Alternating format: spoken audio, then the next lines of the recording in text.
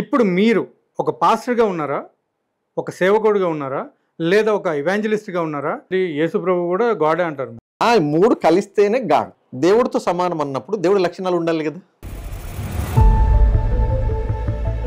Bible మనుషులందరినీ 2 భాగాలు చేసిందండి. ఒకటి పాపులు, రెండోది పరిశుద్ధులు. ఇప్పుడు ఈ పాపుల్ని పరిశుద్ధులుగా చేస్తున్నాడు దేవుడు.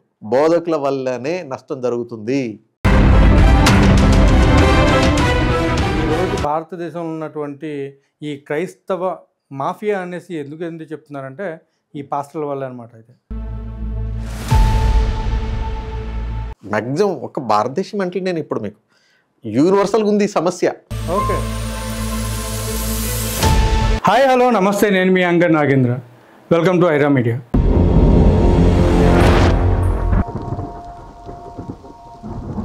ఈరోజు మన దగ్గరికి వినోద్ గారు అని చెప్పేసి విజయవాడ నుంచి రావడం జరిగిందండి. సో ఈరోజు ఆయన మాట్లాడేటువంటి విషయాలు ఏంటంటే ముఖ్యంగా బైబిల్ గురించి ఆయన మాట్లాడడానికి ఇక్కడికి రావడం జరిగింది. అండ్ బైబిల్ మీద ఉన్నటువంటి కొన్ని అపోహలు, కొన్ని అభాండాలు అని మాట్లాడుతున్నారు. ఈరోజు ఆయన ఏదో క్లారిఫికేషన్ ఇవ్వడానికి ఇంత దూరం రావడం జరిగింది అనేసి చెప్పడం జరిగింది. So will start. Welcome to Aira Media అండి. వినోద్ గారు ఎలా ఉన్నారు? గుడ్. వినోద్ గారు, అసలు మీరు ఇప్పుడు ఇంత దూరం ఐరా మీడియా వరకు రావడానికి గల ముఖ్య కారణం ఒక్క బైబిల్ విషయమేనా, లేకపోతే పరిచర్యలో ఎవరైనా సేవకుల్ని ఏమైనా అంటున్నారు, లేకపోతే కొడుతున్నారు? జస్ట్ బైబిల్ విషయం. యాక్చువల్గా బైబిల్ గురించి అసలు క్రిస్టియన్ వరల్డ్లో సరైన అవగాహన లేదు. నేను మాట్లాడేది వరల్డ్ క్రిస్టియానిటీ గురించి. ప్రపంచ క్రైస్తవ్యంలో అసలు బైబిల్ ఏం చెప్తుంది, బైబిల్ కాన్సెప్ట్స్ ఏంటి అనేది చాలా మందికి తెలియదు. ఓకే. ఈ విషయాన్ని మీతో పంచుకోవడానికి వచ్చి. సూపర్ అండి. సో అయితే నాది సూటిగా మీకు ఫస్ట్ క్వశ్చన్, ముఖ్యమైన ఒక క్వశ్చన్ ఏంటంటే అసలు క్రైస్తవ్యం అంటే ఏంటి? రైట్, మీరు మంచి క్వశ్చన్ అడిగారు. ఈ క్వశ్చన్ చాలా మందికి నాగేంద్ర గారు ప్రపంచంలో ఉన్న క్రైస్తవులు అనే వాళ్ళకి తెలియదు. మీరు అడిగిందని నేను స్ట్రైట్ ఫార్వర్డ్ చెప్తాను. చెప్పండి. క్రైస్తవ్యం అనగానేమిటి అని మీరు అడిగారు కాబట్టి అసలు క్రిస్టియన్ అంటే ఏంటి అర్థం తెలిస్తే క్రైస్తవ్యం అంటే ఏంటి మీనింగ్ వచ్చేస్తుంది. బైబిల్లో క్రీస్తు అనే వర్డ్కి హూ ఇస్ అనాయింటెడ్ అని ఉంటుంది, అంటే అభిషేకించబడ్డవాడు అని అర్థం. ఓకే. క్రీస్తు అంటే అభిషేకించబడ్డవాడు, క్రిస్టియన్ అంటే అభిషేకించబడినవాడు అని అర్థం. క్రిస్టియానిటీ అంటే who is anointed by God, is system, దేవుని చేత అభిషేకించబడ్డటువంటి ఒక వ్యవస్థ, that is called the Christianity. అయితే ఇది చాలా మందికి తెలియదు. మీకు కరెక్ట్ మంచి క్వశ్చన్ అడిగారండి. ఎస్, దేవుని చేత అభిషేకించబడ్డటువంటి ఒక వ్యవస్థ భూమి మీద. Yes, that is called Christianity. దేవుడి చేత అభిషేకించబడినటువంటి అభిషేకించబడి దేవుడి పక్షంగా విధులు నిర్వర్తించేటటువంటి ఒక వ్యవస్థ, that is called Christianity. Yes. మరి ఈ భూమి మీద అలాంటి వాళ్ళు ఉన్నారంటారా? ఉన్నారు, అక్కడ ఖచ్చితంగా ఉన్నారు. రియాలిటీలోకి వచ్చేసరికి ఆ పాస్టర్ల ముసుగులో ఉన్నటువంటి వాళ్ళంతా ఎవరని మీ ఉద్దేశం? చాలా మంది ఇప్పుడు మీరు అడిగింది ఏంటంటే దీంట్లో మీరు మంచి క్వశ్చన్స్ అడిగారు. ఏంటంటే దీంట్లో చాలా మందికి ఏంటంటే ఇప్పుడు బైబిల్ తీసుకొని ప్రీచ్ చేస్తే ఒక పాస్టర్ అని, బైబిల్ తీసుకొని వాక్యం చెప్తే ఒక సేవకుడు అని ఒక భ్రమలో ఉన్నది క్రిస్టియానిటీ. దట్స్ నాట్ కరెక్ట్ యాక్చువల్గా. అందుకని నేను మీకు ముందే డెఫినేషన్ చెప్పి, క్రిస్టియానిటీ అంటే అనాయింటెడ్ సిస్టమ్ బై గాడ్, దేవుని చేత అభిషేకించబడేటువంటి ఒక వ్యవస్థ క్రిస్టియానిటీ. అయితే దీంట్లో అంటే ఏంటంటే, అయితే ఎవరైతే సేవకులుగా ఉండాలి అని వాక్యం బోధించాలనుకుంటారో వాళ్ళకి ఫస్ట్ బోర్న్ అగైన్ ఎక్స్పీరియన్స్ ఉండాలి.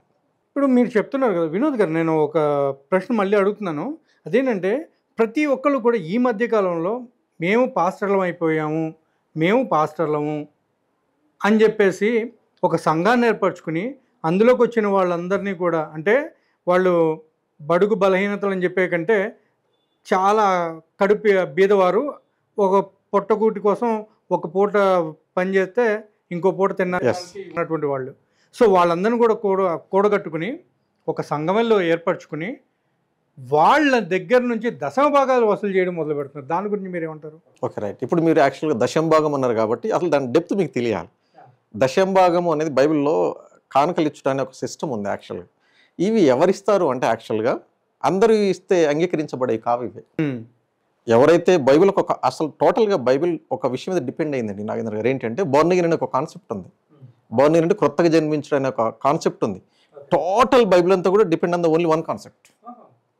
టోటల్ బైబిల్ అంతా కూడా ఒక్క కాన్సెప్ట్ మీద రోల్ అవుతూ ఉంటుంది, తిరుగుతూ ఉంటుంది, మూవ్ అవుతూ ఉంటుంది. అదేంటంటే బోర్న్ అగైన్ అనే కాన్సెప్ట్ మీద తిరుగుతుంది. అయితే ఈ బోర్న్ అగైన్ అనే కాన్సెప్ట్ ఎవరైతే ఆ అనుభవం కలిగి ఉంటారో, తిరిగి జన్మించిన అనుభవాన్ని వాళ్ళు మాత్రమే దేవుడికి ఇచ్చే అర్హత కలిగి ఉన్నారు బైబిల్ ప్రకారం. అంటే ఇప్పుడు బోర్న్ అగైన్ అంటే ఏంటంటే దేవుని వ్యతిరేకంగా మనిషి లోకంలో జీవిస్తూ ఉన్నాడు అని బైబిల్ చెప్తా ఉంది. అటువంటి వ్యక్తి దేవుడి దగ్గరికి వచ్చేసి ఆ పాప క్షమాపణ పొందినాక ఓకే ఆ వ్యక్తి ఇచ్చేదాన్ని దేవుడు యాక్సెప్ట్ చేస్తాడు. ఇది మెయిన్ బైబిల్ కాన్సెప్ట్. ఇది చాలా మందికి బోధకులకే లేదు. ఇప్పుడు మీరు ఇందాక అన్నారు కదా, అసలు ఈ బోధకులకి బోర్న్ అగైన్ అనేటటువంటి అనుభవం లేదు. బోధించే అర్హత ఉందా అనేది చిన్న క్వశ్చన్.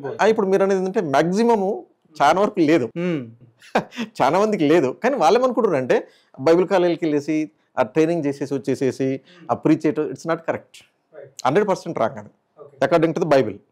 ఆ వాక్య ప్రకారం నేను చెప్తాను. ఓకే, ఇప్పుడు వాక్య ప్రకారం మీరు మాట్లాడారు కాబట్టి నేను అడిగేటువంటి ఇంకొక ముఖ్యమైన క్వశ్చన్ అదేంటంటే, ఇప్పుడు మీరు ఒక పాస్టర్గా ఉన్నారా, ఒక సేవకుడిగా ఉన్నారా, లేదా ఒక ఇవాంజలిస్ట్గా ఉన్నారా, అది కూడా కాకపోతే ఒక యేసు క్రీస్తు యొక్క ఫాలోవర్గా ఉన్నారా? రైట్. ఇప్పుడు దీంట్లో ఇన్ని గ్రూప్స్ ఉంటాయి, బ్రాంచెస్ ఉంటాయి. నన్ను ఏమంటారంటే మ్యాన్ ఆఫ్ గాడ్ అంటారు, దైవజనుడు అంటారు. నన్ను దైవజనుడు అంటే ఏంటంటే దేవుడు ఏ పని చెప్తే ఆ పని చేస్తూ ఉంటాం మేము. దైవజనుడు మేము అంటే ఎంతమంది ఉన్నారండి? నేను ఒక్కనే. దైవజనుడు వాళ్ళు ఏంటంటే బైబిల్లో ప్రకారం ఏంటంటే దైవజనుడి వ్యక్తికి దేవుడు ఏదైతే కమాండ్ చేస్తూ ఉంటాడో దాన్ని ఫుల్ఫిల్ చేసుకుంటూ వెళ్ళిపోతూ ఉంటాడు. దీంట్లో భాగంగా స్వార్థ చెప్పాల్సి వచ్చినప్పుడు స్వార్థ చేస్తాం, ఎవరికన్నా ఆదుకోవాల్సి వచ్చినప్పుడు హెల్ప్ చేస్తూ ఉంటాం, బలపరుచుతూ ఉంటాం. ఇట్లా రొటీన్ జరుగుతూ ఉంటుంది అనమాట. అన్ని చేసుకుంటూ ముందుకు వెళ్ళిపోతాం అట్లా అనమాట. నేను దైవజనుడిని అంటాను నేను అట్లా అన్నమాట. సో ఇప్పుడు బైబిల్లో ఉన్నటువంటి ముఖ్యమైన ఒక వచనం ఏంటంటే, దేనికైనా సరే యాజకత్వం ముఖ్యమైన చెప్తారు. యాజకత్వం, ఆ యాజకత్వం అనేటువంటిది ఈ రోజు ఉన్నటువంటి పాస్టర్లకి ఉందా లేదా? ఇందాకనే మనం అనుకుంటుంటే అందరూ వీళ్ళందరూ వర్ది కాదు యాక్చువల్గా. అందుకని ఏంటంటే బైబిల్ ట్రైనింగ్ చేసి తీసుకొని వచ్చేసేసి అది చేస్తాం, ఇట్స్ నాట్ కరెక్ట్ యాక్చువల్గా. చాలా మందికి లేదనే చెప్పాలి ఖచ్చితంగా. మరి ప్రీస్టుడ్ అనేది ఎక్కడుందంటారు? ఇప్పుడు ప్రీస్టుడ్ అనేది ఏంటంటే దీంట్లో 2 టైప్స్ ఉంది brother. Actual old testament, new testament ఉంది. ఓల్డ్ టెస్ట్మెంట్లో కొంతమందికి అప్పగించబడ్డది బాధ్యతలు. ఇప్పుడు న్యూ టెస్ట్మెంట్కి వచ్చేసరికి తిరిగి జన్మించిన ప్రతి వ్యక్తి కూడా ఆ బాధ్యత కలిగి ఉన్నాడు యాక్చువల్గా, ప్రతి వ్యక్తి కూడా. అందుకని ఇప్పుడు ఖచ్చితంగా సేవకుడి దగ్గరికే వచ్చి ప్రార్థన చేయించుకోవాల్సిన అవసరత అంతా లేదు న్యూ టెస్ట్మెంట్ ప్రకారం. న్యూ టెస్ట్మెంట్ ప్రకారం ఒక వ్యక్తి తిరిగి జన్మించినప్పుడు డైరెక్ట్ దేవునితో ఫెలోషిప్ ఏర్పడుతుంది, డైరెక్ట్ లింక్ ఏర్పడుతుంది డైరెక్ట్గా. కాబట్టి ఇప్పుడు మరి సండేస్ ఎందుకు గ్యాదర్ అవుతున్నామంటే ప్రభువుని ఆరాధించడానికి గ్యాదర్ అవుతాం. సండేస్ ఎస్పెషల్గా వచ్చేసరికి ఒక కుటుంబంగా అందరూ ఒక దగ్గరికి వచ్చేస్తాం. సండే ప్రియారిటీ, అది మెయిన్ కాన్సెప్ట్. ప్రతి ఒక్క విశ్వాసి కూడా అకార్డింగ్ టు న్యూ టెస్ట్మెంట్ ప్రకారం ప్రీస్ట్. న్యూ టెస్ట్మెంట్ ప్రకారం, ఓల్డ్ టెస్ట్మెంట్ కాదు, కొత్త నిబంధన ప్రకారం ప్రతి ఒక్క విశ్వాసి కూడా యాజకుడు. ఇప్పుడు ఎందుకంటే ఈ ప్రీస్ట్ అనేవాడు నాగేంద్ర తన బంధువుల కోసం కానీ తన కుటుంబ వ్యక్తుల కోసం కానీ విజ్ఞాపన చేస్తాడు దేవుడి దగ్గర. అందుకనే తిరిగి జన్మించినటువంటి ఒక వ్యక్తి తన కుటుంబం కోసం, ఇరుగు పొరుగు వారి కోసం, దేశం కోసం ఇవన్నీ చేసే బాధ్యత కలిగి ఉన్నాడు అకార్డింగ్ టు న్యూ టెస్ట్మెంట్ ప్రకారం. ఇప్పుడు స్పెషల్గా ప్రీస్టులు అనేది వర్డ్ లేదు న్యూ టెస్ట్మెంట్లో. విశ్వాసులకి అది ఇవ్వబడింది, విశ్వాసులకి తిరిగి జన్మించిన వాళ్ళకి. బోర్న్ అగైన్ నా కాన్సెప్ట్ మీరు అందుకే చూడండి, బోర్న్ అగైన్ అనే వర్డ్ వాడుతున్నా నేను. తిరిగి జన్మించిన వాళ్ళకి ఇది ఇవ్వబడింది. అంటే అది బాప్టిజమే కదా? కాదు, అదిగో అక్కడ. అందుకే ఈ రూట్ అనమాట. అదే ఇప్పుడు తిరిగి మళ్ళీ జన్మించడం అనేది ఎప్పుడు జరుగుతుంది అంటే ఒక బాప్టిజంలోనే జరుగుతుందని చెప్తారు వీళ్ళు. మీరు అన్నది కరెక్ట్. అందుకనే ఇప్పుడు చాలా మంది దీన్ని ఏం చేశారంటే దీన్ని రాంగ్ వేలో ప్రీచ్ చేశారు. ఎస్, అందుకనే ఇప్పుడు అదే పాయింట్ లేదు. ఈ యేసు ప్రభువారు స్టేట్మెంట్ ఇచ్చాడు దాన్ని యాక్చువల్గా. యోహాను సువార్త 3వ అధ్యాయంలో ఈ ఒక్క వచనం చదువుతున్నాను, మీరు వినండి. 3వ అధ్యాయంలో యేసు ప్రభువారి దగ్గరికి నికోదేము అనేటటువంటి ఒక పారసీ వస్తాడు యాక్చువల్గా. వచ్చినప్పుడు ఇక్కడ అంటాడు, యేసు ఇట్లన్నాడు, ఒకడు క్రొత్తగా జన్మించితేనే కానీ అతడు దేవుని రాజ్యమును చూడలేడని నీతో నిత్యంగా చెప్పుచున్నాను.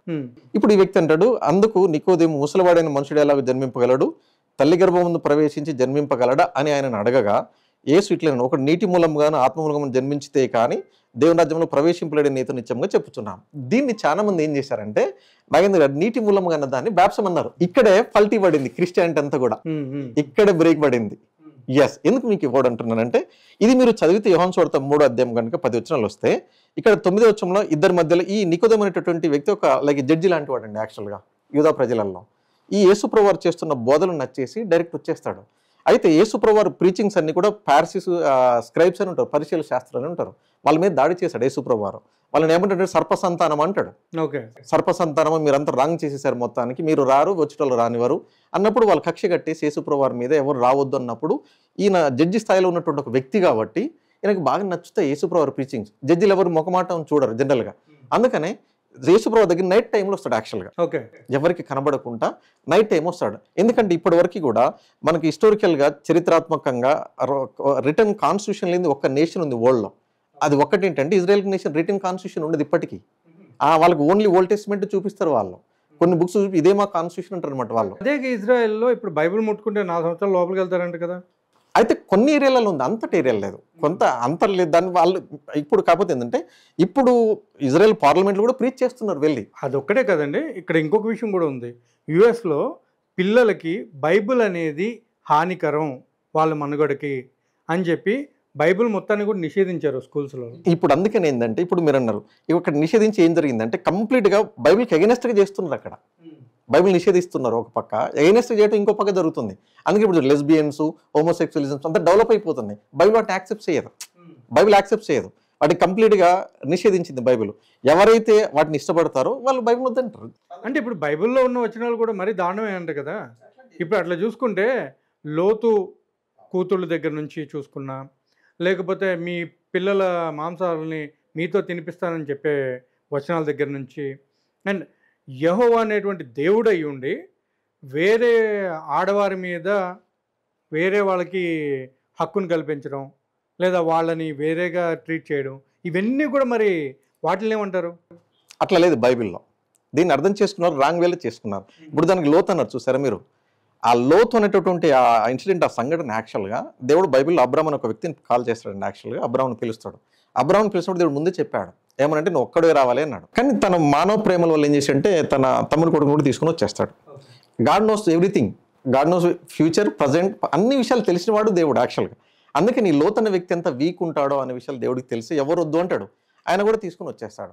వచ్చిన తర్వాత అక్కడ మనకి ఏమర్థమవుతుంది నాగేంద్ర గారు అంటే, లోతు ఉన్నటువంటి సొదొమ గొమొర్రా అనేటువంటి టౌన్స్ ఉన్నాయి, ట్విన్ సిటీస్. ఆ ట్విన్ సిటీస్లో ఉన్నటువంటి సిన్ని ఏ రీతిగా ఉంది అనేది మనకు అర్థమవుతుంది అక్కడ. మెయిన్ అలా పిల్లలు ఎందుకు చెడిపోయారు అంటే సరౌండింగ్స్లో ఉన్నటువంటి ఆ ప్రభావం పడి చెడిపోయారు. అంటే అప్పటికి మీరు ఆలోచించండి, సొదొమ గొమొర్రా అనే ట్విన్ సిటీస్లో ఎంత ఘోరమైన సిన్ ఉంది అనేది, అది పిల్లలకు వచ్చేసింది ఆటోమేటిక్గా. చాలా మంది ఏమంటున్నారు అంటే అక్కడే దాని సరౌండింగ్ చూడలేకపోతున్నారు. చూడండి, ఇప్పుడు మన పిల్లలు కూడా బయటకు పంపించామనుకోండి, బయట మాటలు నేర్చుకుని వచ్చేస్తారు ఆటోమేటిక్గా, మనకు తెలవకుండానే వచ్చేస్తాయి. మనకు తెలవకుండానే పిల్లలు మాట్లాడేస్తూ ఉంటారు జనరల్గా.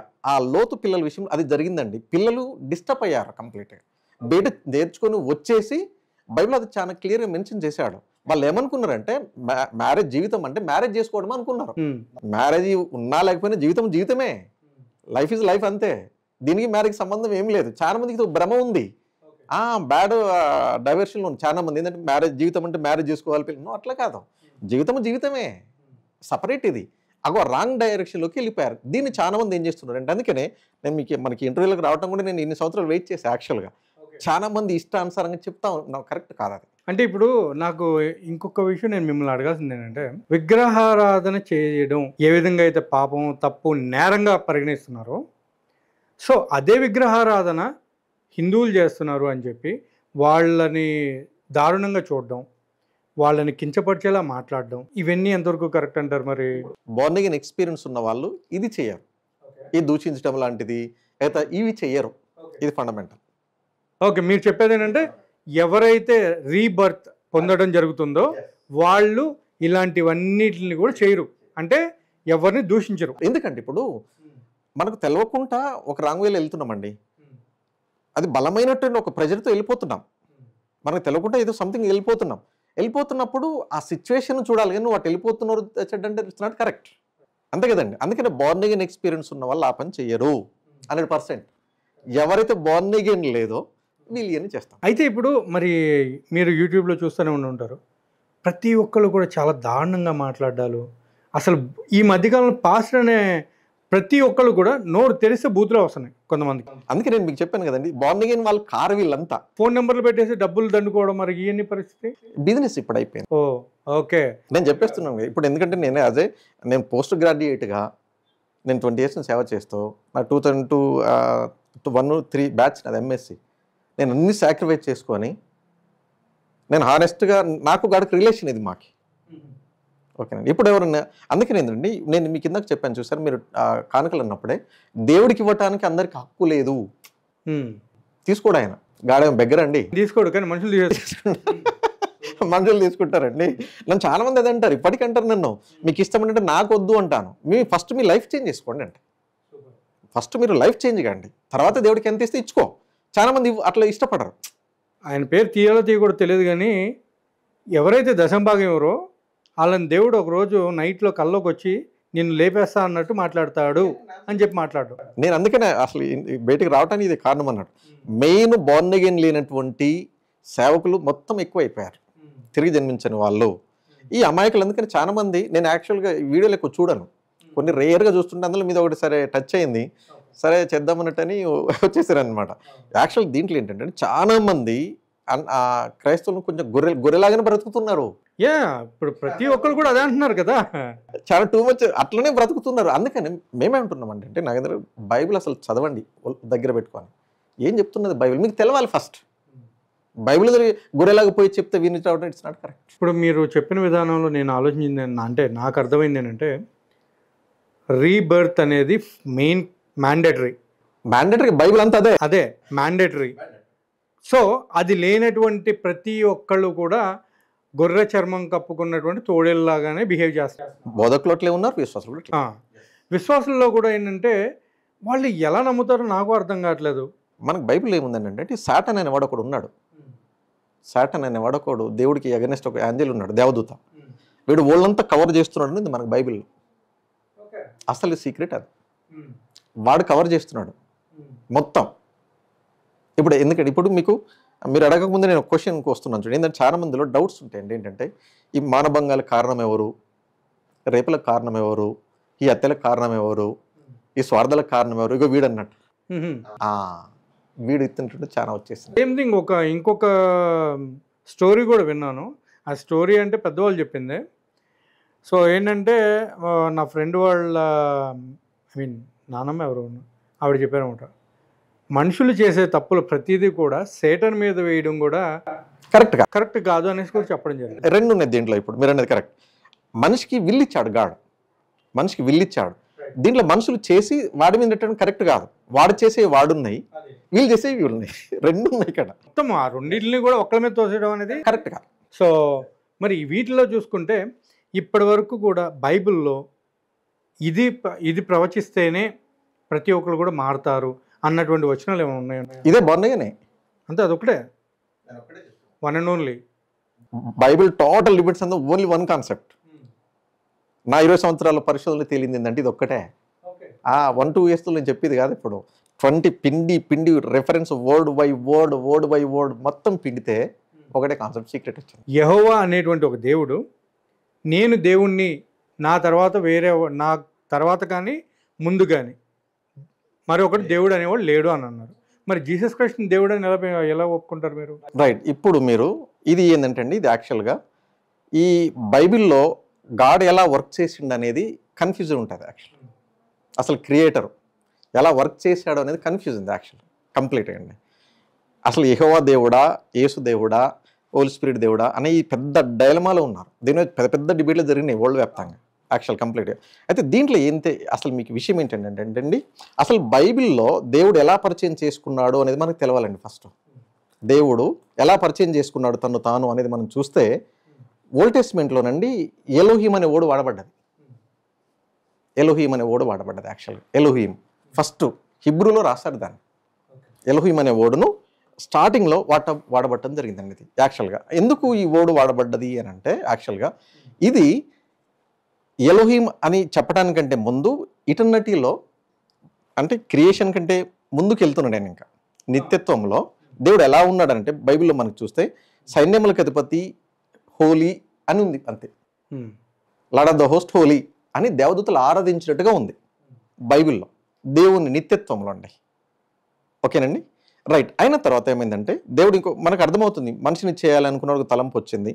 అయితే అందుకే మనం ఇందాక అనుకున్నట్టుగా దేవుడికి పాస్ట్ ప్రజెంట్ ఫ్యూచర్ అంతా తెలుసు కాబట్టి కంప్లీట్గా ఒక దేవదూత ఎప్పుడైతే రెబల్ చేశాడు, అగెనిస్ట్ అయ్యాడో, అగెనిస్ట్ అయినప్పుడు వాడిని హెవెన్ నుంచి కిందికి తోసేయటము బైబిల్లో మనం అక్కడక్కడ వింటూ ఉంటాం. నరకము హెల్ అనే ఒక వర్డ్ వింటూ ఉంటాం.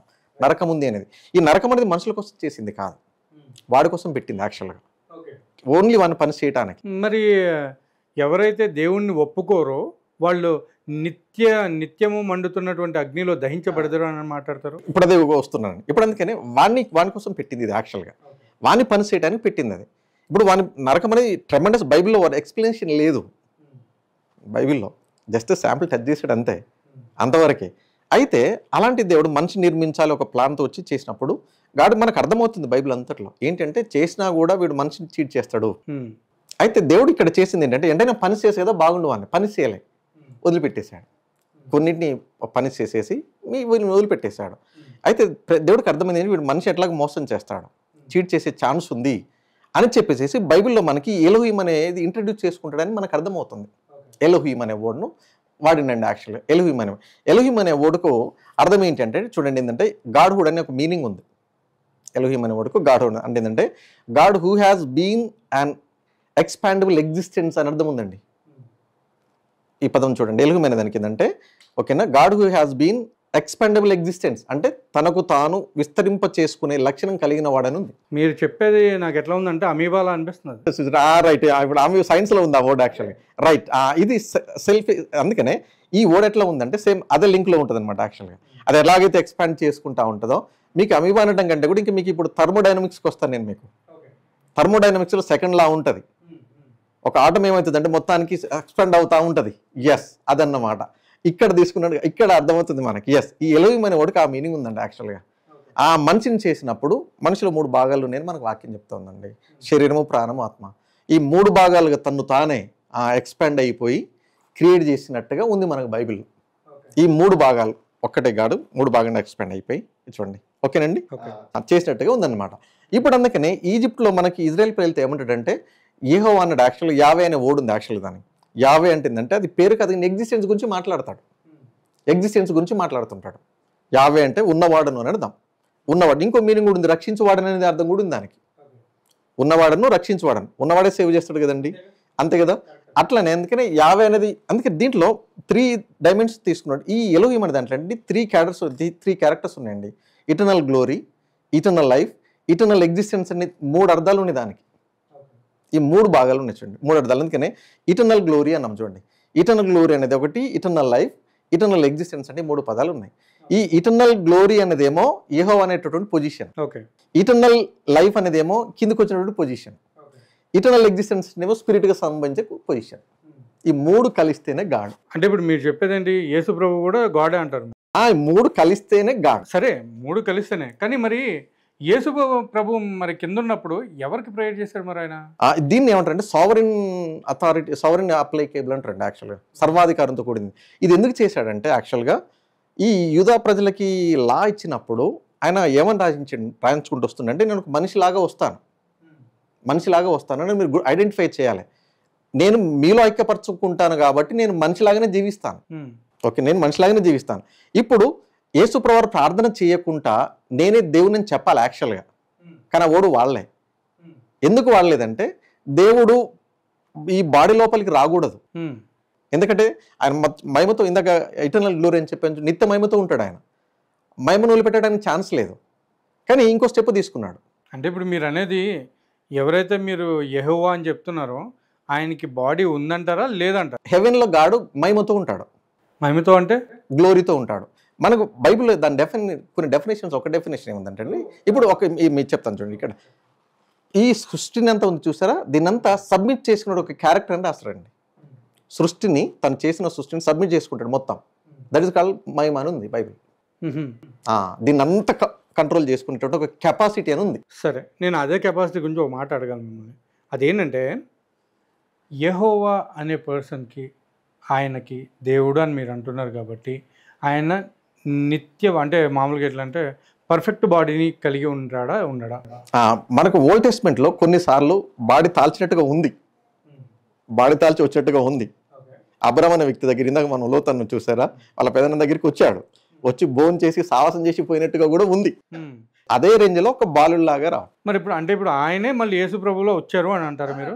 3 డైమెన్షన్లో వర్క్ చేయాల్సి వచ్చింది. అంటే ఇప్పుడు కాకపోతే అదే నేను అనేది ఏంటంటే ఇప్పుడు ఆయన వేరు ఈయన వేరే కదా, మరి అట్లా చూసి కనిపిస్తా ఉంది మనకి. కానీ ఈ 3 కలిస్తేనే ఒకటవుతుంది. సరే, ఒక్కళ్ళంటే మరి ఇప్పుడు జడ్జిమెంట్ తర్వాత అంటే జడ్జిమెంట్ టైంలో ఎవరు అడ్వకేట్గా ఉంటారు, ఎవరు జడ్జిగా ఉంటారు? రైట్, ఇప్పుడు మీరు అన్నారు అందుకే మీకు కొంచెం క్రియేషన్ కంటే ముందు, ఆదికాండం కంటే ముందు కొంచెము, ప్రకటన గ్రంథం తర్వాత, ఓకేనండి. ఈ ముందు అంటే క్రియేషన్ లేకముందు రైట్ చూస్తే ఒక్క పర్సనే కనిపిస్తాడు. ఇందాక మన దేవదూతలందరితో ఒకటి, మళ్ళీ రెవల్యూషన్ ప్రకటన అయిపోయిన తర్వాత కూడా ఒకటే. ఈ మనిషి కోసం చేసినటువంటి స్టెప్స్ అన్నమాట కంప్లీట్. మనిషి కోసం చేసిన స్టెప్స్ మళ్ళీ ఒక్కడే అవుతాడు. అందుకని బైబిల్లో గాడ్ ఈజ్ వన్. దేవుడు ఒక్కడే, కానీ ఇక్కడ కనిపించే మాత్రం ముగ్గురు అంటున్నా. అందుకని మనిషిని సేవ్ చేయడానికి గాడ్ వేసినటువంటి ప్లాన్ ఇది. ఇప్పుడు మీరు చేసినట్టు రీసెర్చ్ చేసిన వాళ్ళు, ఇది 2000 సంవత్సరం తర్వాత వచ్చింది బైబిల్ అందరి దగ్గరికి. న్యూ టెస్ట్మెంట్ ఓన్లీ 2000 తర్వాత రాయించబడ్డది. ఓల్డ్ టెస్ట్మెంట్ ముందు నుంచి రాసి ఉందా? ఓల్డ్ టెస్ట్మెంట్ ముందే ఉంది. మరి తెలుగులో ఎన్ని ట్రాన్స్లేషన్ ఎప్పుడు జరిగింది మరి? ఇక కాలక్రమైన వర్సెంట్ తీసుకుంటూ వచ్చేసి బైబిల్కు యాక్చువల్గా 66 బుక్స్ అండి. మరి 73, 183 ఏంటి నెంబర్లు? బైబిల్లో 66 బుక్స్. దీన్ని చాలా మంది ఏమంటారు అంటే ప్రొటెస్టెంట్ బైబిల్ అంటారు దీన్ని. ప్రొటెస్టెంట్ బైబిల్ అనేది కరెక్ట్ వర్డ్ కాదు, ఇదే బైబిల్. బైబిలే ఇది. బైబిల్లో అసలు ఏ బైబిల్ నమ్మాలి? బైబిల్ అంటేనే ఇదండి, 66 బుక్స్ ఉన్నదే బైబిల్. దీన్ని ఎందుకు ఇదే బైబిల్ అంటున్నానంటే నేను మీకు, ఇప్పుడు దీనిలో యాక్చువల్గా ఓల్డ్ టెస్ట్మెంట్లో 39 బుక్స్ ఉంటాయండి. 39 బుక్స్ ఉంటాయి. 39 బుక్స్ తర్వాత దీంట్లో కాలక్రమేణా ఏమైందంటే మలాకి అనే ప్రవక్త ఉంటాడు యాక్చువల్గా ఓల్డ్ టెస్ట్మెంట్లో, లాస్ట్ ప్రాఫిట్ అంటారు అతన్ని. ఆ మలాకి అనే ప్రవక్త తర్వాత ఇంకా కొన్ని బుక్స్ రాయటం జరిగింది కొంతమంది. దీన్ని అపోక్రిప అన్నారు. అపోక్రిప అంటే సీక్రెట్ రైటింగ్స్ అంటారు, దాన్ని రహస్యమైనటువంటి రచనలు అంటారు. దాంట్లో కంప్లీట్గా ఎన్ని రాశారంటే ఒక 20-30 బుక్స్ రాశారు. చాలా రాశారు. అదే 183 అని చెప్పారు ఫస్ట్. చాలా రాశారని. అయితే దాంట్లో ఏం చేశారంటే అంతా ఒక దగ్గర కూర్చొని చూస్తే వాటిలో అంతా ఈ సూపర్స్టిషియస్ ఉంటాయి, మూఢనమ్మకాలు ఉంటాయి అనమాట దాంట్లో. ఓకే. అన్నిటిలో అన్ని ఫిల్టర్ చేసినాక మళ్ళా 7 బుక్స్ మిగులుతాయి దాంట్లో. ఆ 7 బుక్స్లో కూడా మూఢనమ్మకాలు ఉంటాయి చాలా. ఈ మూఢనమ్మకాలు ఏం చేశారంటే పక్కన తీసి పెట్టేశారు. మరి అందులో జీసస్ క్రైస్ట్ ఎందుకు తీశారు? అది కూడా మూఢనమ్మకమేనా? అందులో సువార్తలు రాసిన దాంట్లో అక్యురేట్గా రాశారు నలుగురు. ఇప్పుడు మీరు అన్న చూడండి, యేసు ప్రభువు గురించి రాసిన దాంట్లో వాటిలో కల్పితాలు రాశారు. కొన్ని పుస్తకాలు నేను చదివినట్లు ఎట్లుందంటే, చిన్నప్పుడు ఉయ్యాలలో ఉండి ఆ పావురాలు చేశాడు యేసు ప్రభువారు ఎగిరి, అది అవుతుందే ఏం లేదు ఇక్కడ. ఇక ఇట్లాంటి మిత్స్ వచ్చేసాయి అనమాట. ఎస్ అంటే అన్ని రిమూవ్ చేశారు యాక్చువల్. అందులో అపోక్రిప్ అనే 7 బుక్స్ ఓల్డ్ టెస్ట్మెంట్. దీన్ని యాక్చువల్గా క్యాథలిక్స్ వాడతారు. క్యాథలిక్స్ దాంట్లో 43 ఈ 7 బుక్స్ అటాచ్ అదే 73 ఉంది వాళ్ళకి. ఉంటాయి వాళ్ళకి. ఎందుకంటే సూపర్ స్టిషియస్ ఉన్నాయి దాంట్లో, మూఢనమ్మకాలు ఉంటాం. అయితే ఇప్పుడు మీకు ఒక సీక్రెట్ తెలియాలి నాకు ఏంటంటే, యూదుల దగ్గర ఉన్నటువంటి వాళ్ళ బైబిల్లో మనకు ఈ బైబిల్లో ఉన్నటువంటి ఓల్డ్ టెస్ట్మెంట్ సేమ్ డిట్టో ఉంటాయి. ఇదన్నమాట బేస్. యూదులు వాళ్ళు యాక్సెప్ట్ చేయలేదు. ఈ క్యాథలిక్స్ పెట్టుకున్న వాళ్ళు ఏం చేశారంటే ఇది రాంగ్ ఉంది మాకు వద్దని పక్కన పడేశారు. అదన్నమాట. అందుకని దీంట్లో ఎన్ని ఉన్నాయో దాంట్లోనే ఉంటాయి. దాంట్లో ఎన్ని ఉంటాయంటే 24 బుక్స్ ఉంటాయి యూదుల దగ్గర. యాక్చువల్ 24 ఉంటాయి. మనకు ఓల్డ్ టెస్ట్మెంట్లో దీని 39 ఉంటాయి. ఎందుకలా వాళ్ళ దగ్గర 24 ఇక్కడ 39? రైట్. ఇప్పుడు దీంట్లో ఏమైంది అంటే ఒక్కోటి విభజించారండి యాక్చువల్గా.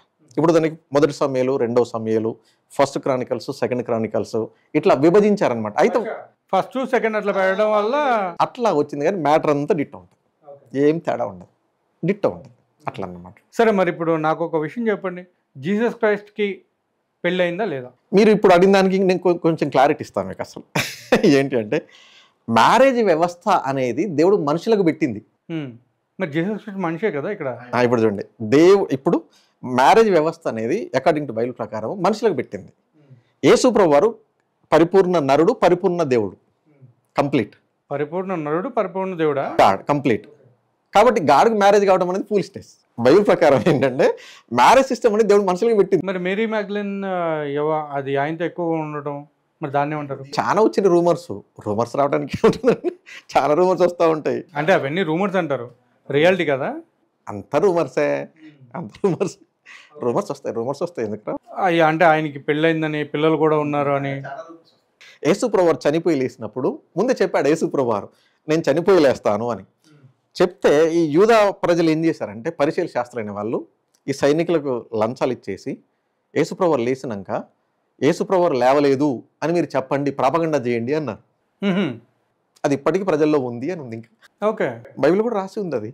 ఇట్లాంటి రూమర్స్ వస్తాయి, చాలా వస్తాయి. అంటే ఇప్పుడు ఆయన లెగలేదు, చూడలేదు అని చెప్తారు. ఇప్పుడు చెప్తా ఉంటారు వాళ్ళు, అందుకని యూదులు బిలీవ్ చేయరు. అనమాట. ఇజ్రాయెల్లో పుట్టినటువంటి యేసు ప్రభు ఏ విధంగా ప్రపంచం మొత్తానికి దేవుడయ్యాడు? ఒకవేళ ప్రపంచం మొత్తానికి మీరు చెప్పబోతే అసలు భారతదేశానికి అసలు యేసు ప్రభు ఎందుకు? రైట్. ఇప్పుడు ఫస్ట్ మనకు అకార్డింగ్ టు బైబిల్ ప్రకారం ఏంటంటే ఎప్పుడైతే మనిషి దేవుని వ్యతిరేకంగా తిరుగుబాటు చేశాడు మన బైబిల్ ప్రకారం, మనకు బైబిల్లో అవ్వ ఆదములు అనే పాత్రలు మీరు వినున్నారు చాలాసార్లు, ఇంటర్వ్యూలలో చాలామంది. దాంట్లో అక్కడ మనకి ఏంటంటే దేవుడు చాలా క్లియర్గా చెప్పాడు, మీరు ఇలా జీవించండి. ఏమంటారంటే అంటే మంచి చెడ్డల వృక్షం తినొద్దు అని దేవుడు ఆజ్ఞాపించుండు అంటారు. చాలామంది అందుకని ఈ ఎక్స్ప్లెనేషన్ తెలియకండి చాలా రాంగ్ స్టెప్ చెప్తా ఉంటారు. ఏంటంటే అవాదంలోకి తెలివి లేదు, వాళ్ళు తెలియలేని చాలా ఇంటెలిజెంట్ వాళ్ళు, చాలా తెలుగులో వాళ్ళు మామూలు గారు. ఎందుకంటే దేవుడు అధికారం అప్పగించాడు వాళ్ళకి, డొమినియన్ అంటాడు, రూల్ అంటాడు. తెలియలేడికి ఎవరైనా అధికారం ఇస్తాడు, ఎవరు ఇవ్వరు. భయంకరమైన తెలివికల్ల వాళ్ళు దేవుడు పోలికలు చేసుకున్నాడు కాబట్టి. వీళ్ళు ఇందాక మనం అనుకున్న చూడ ఒక దేవదూత అనే వాడితో కుమ్మక్కై దేవుని మీద తిరుగుబాటు చేశారు. దేవుడు ముందే చెప్పాడు, మీరు నా మీద తిరుగుబాటు చేయొద్దు, ఇలాంటి వాడు ఉన్నాడు అని చెప్పాడు, విల్లు ఇచ్చాడు. దీన్ని మిస్యూజ్ చేసుకున్నారు వాళ్ళు. అంటే ఆదమవ్వ సైన్యాన్ని ఏర్పాటు చేసుకుని దేవుడి మీద తిరుగుబాటు చేశారా? సైన్యాన్ని ఏర్పాటు చేసుకోలేదు, ఈ సాతాన్ అనే వాడితోటి ప్లస్ అయ్యారు.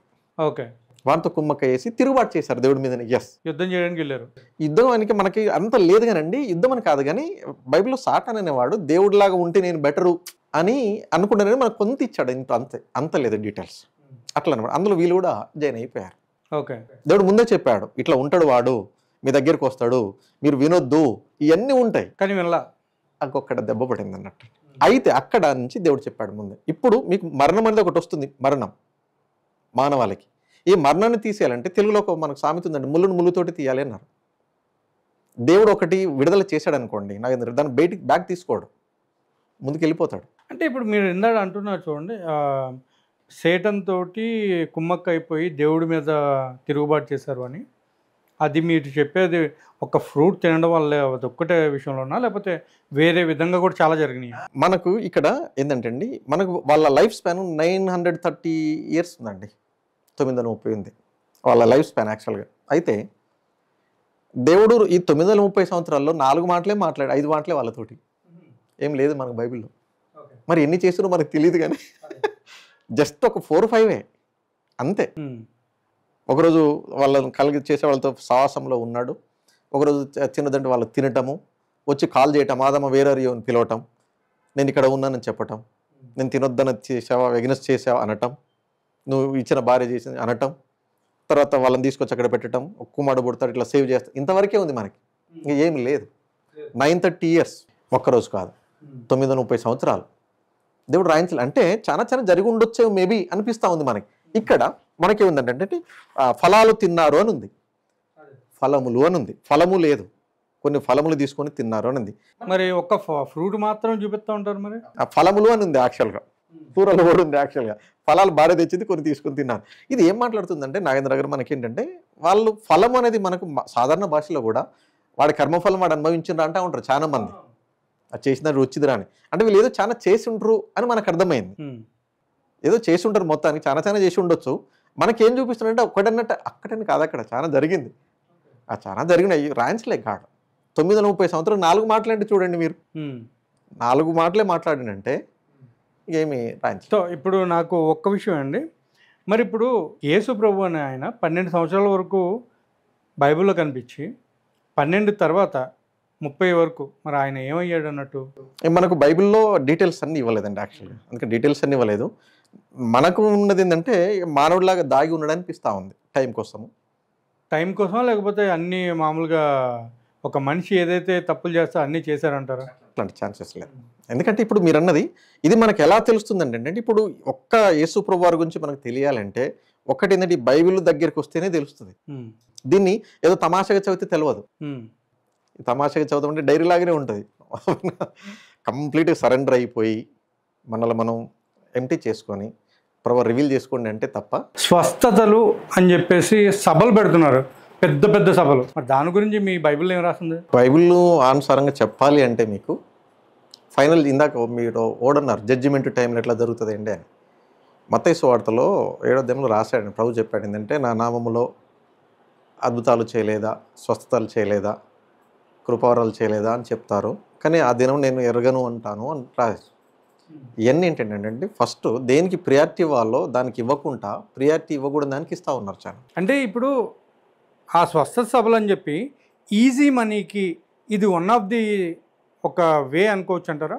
ఇప్పుడు మీరు ఏంటంటే అసలు స్వస్థత అనేది ఎవరైనా ప్రార్థన చేస్తే హీల్ చేయబడితే దాన్ని ఎవరైనా బయటికి అనౌన్స్ చేశారనుకోండి ఫేక్ అని బట్న కొడుతుంది.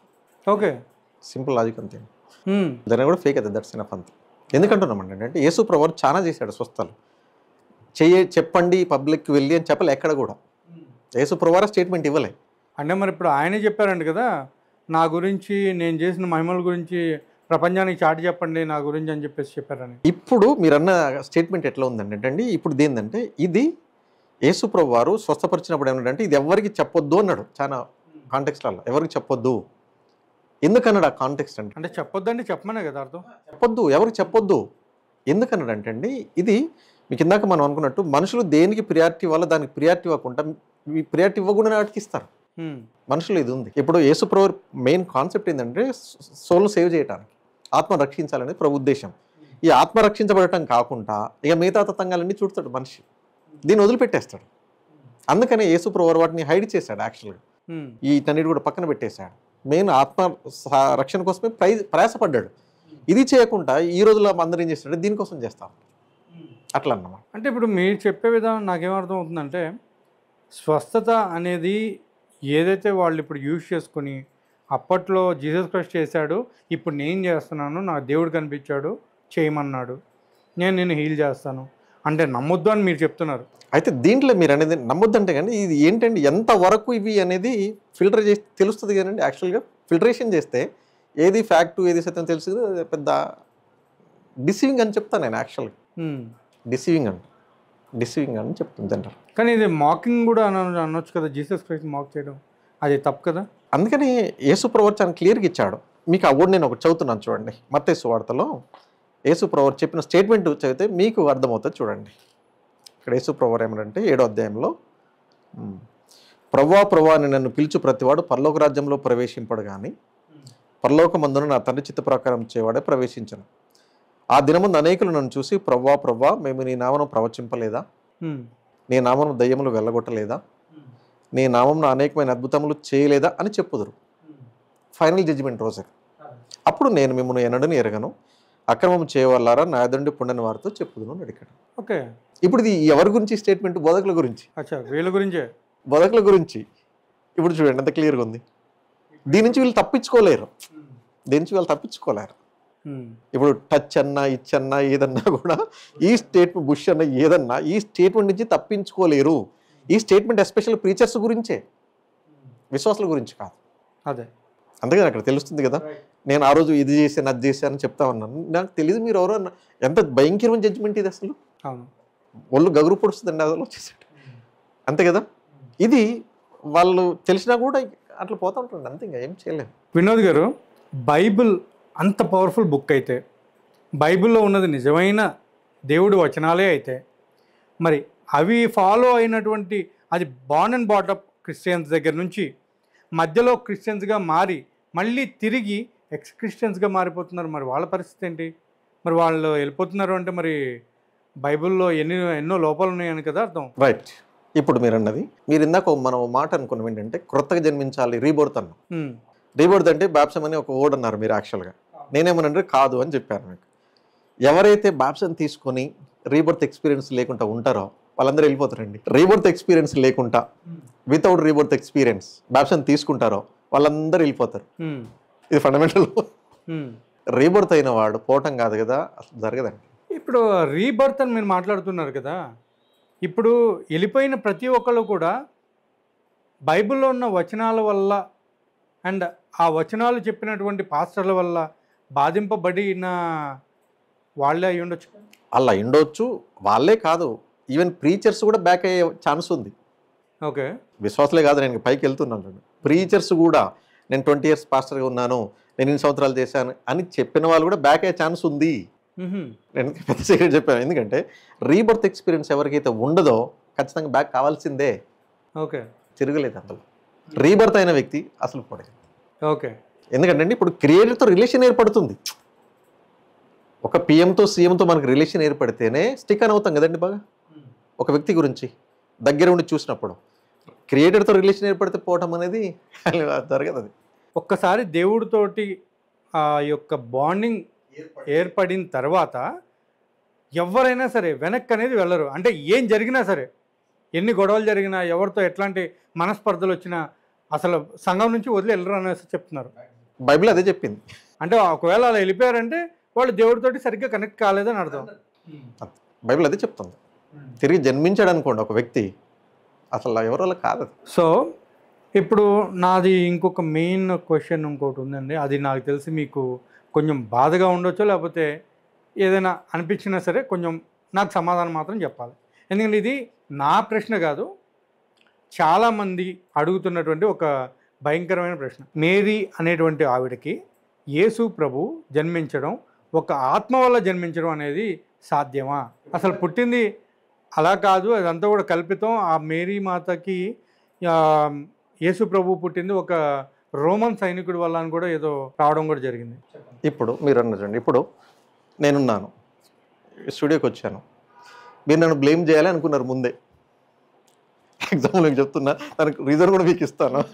బ్లేమ్ చేయాలనుకున్నారు, నన్ను మీరు టార్గెట్ చేశారు, బ్లేమ్ చేయాలి, ఫలానా వినోద్ అనే వ్యక్తి వస్తున్నారు, వినోద్ గారు వస్తున్నారు, మీరు ఎలాగైనా బ్లేమ్ చేస్తారు.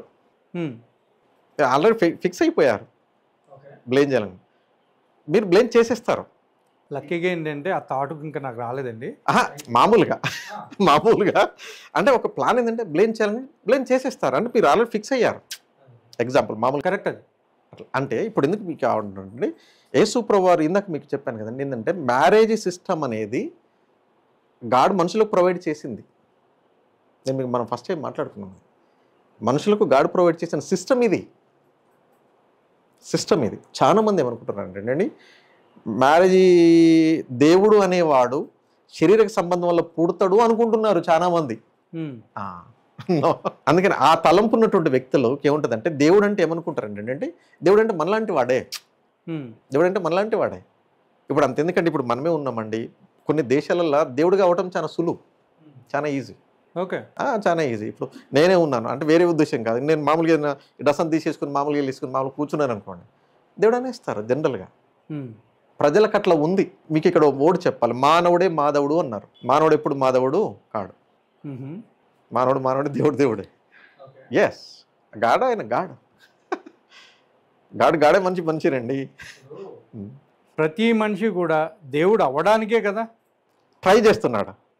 ట్రై చేయడమే కాదు, దేవుడి యొక్క ముఖ్య ఉద్దేశం కూడా అదే కదా. ఇప్పుడు చూడండి, మీరు ఇందాక అనుకున్నాం, మన అవ్వాదాములు ఎక్కడ మిస్టేక్ చేశారంటే అక్కడే చేశారు. ఎస్, మనిషి దేవుడు అవుదాం అనుకున్నాడు, చూడండి అక్కడే పడింది దెబ్బ. ఎస్, మనిషి దేవుడు కావడం నో.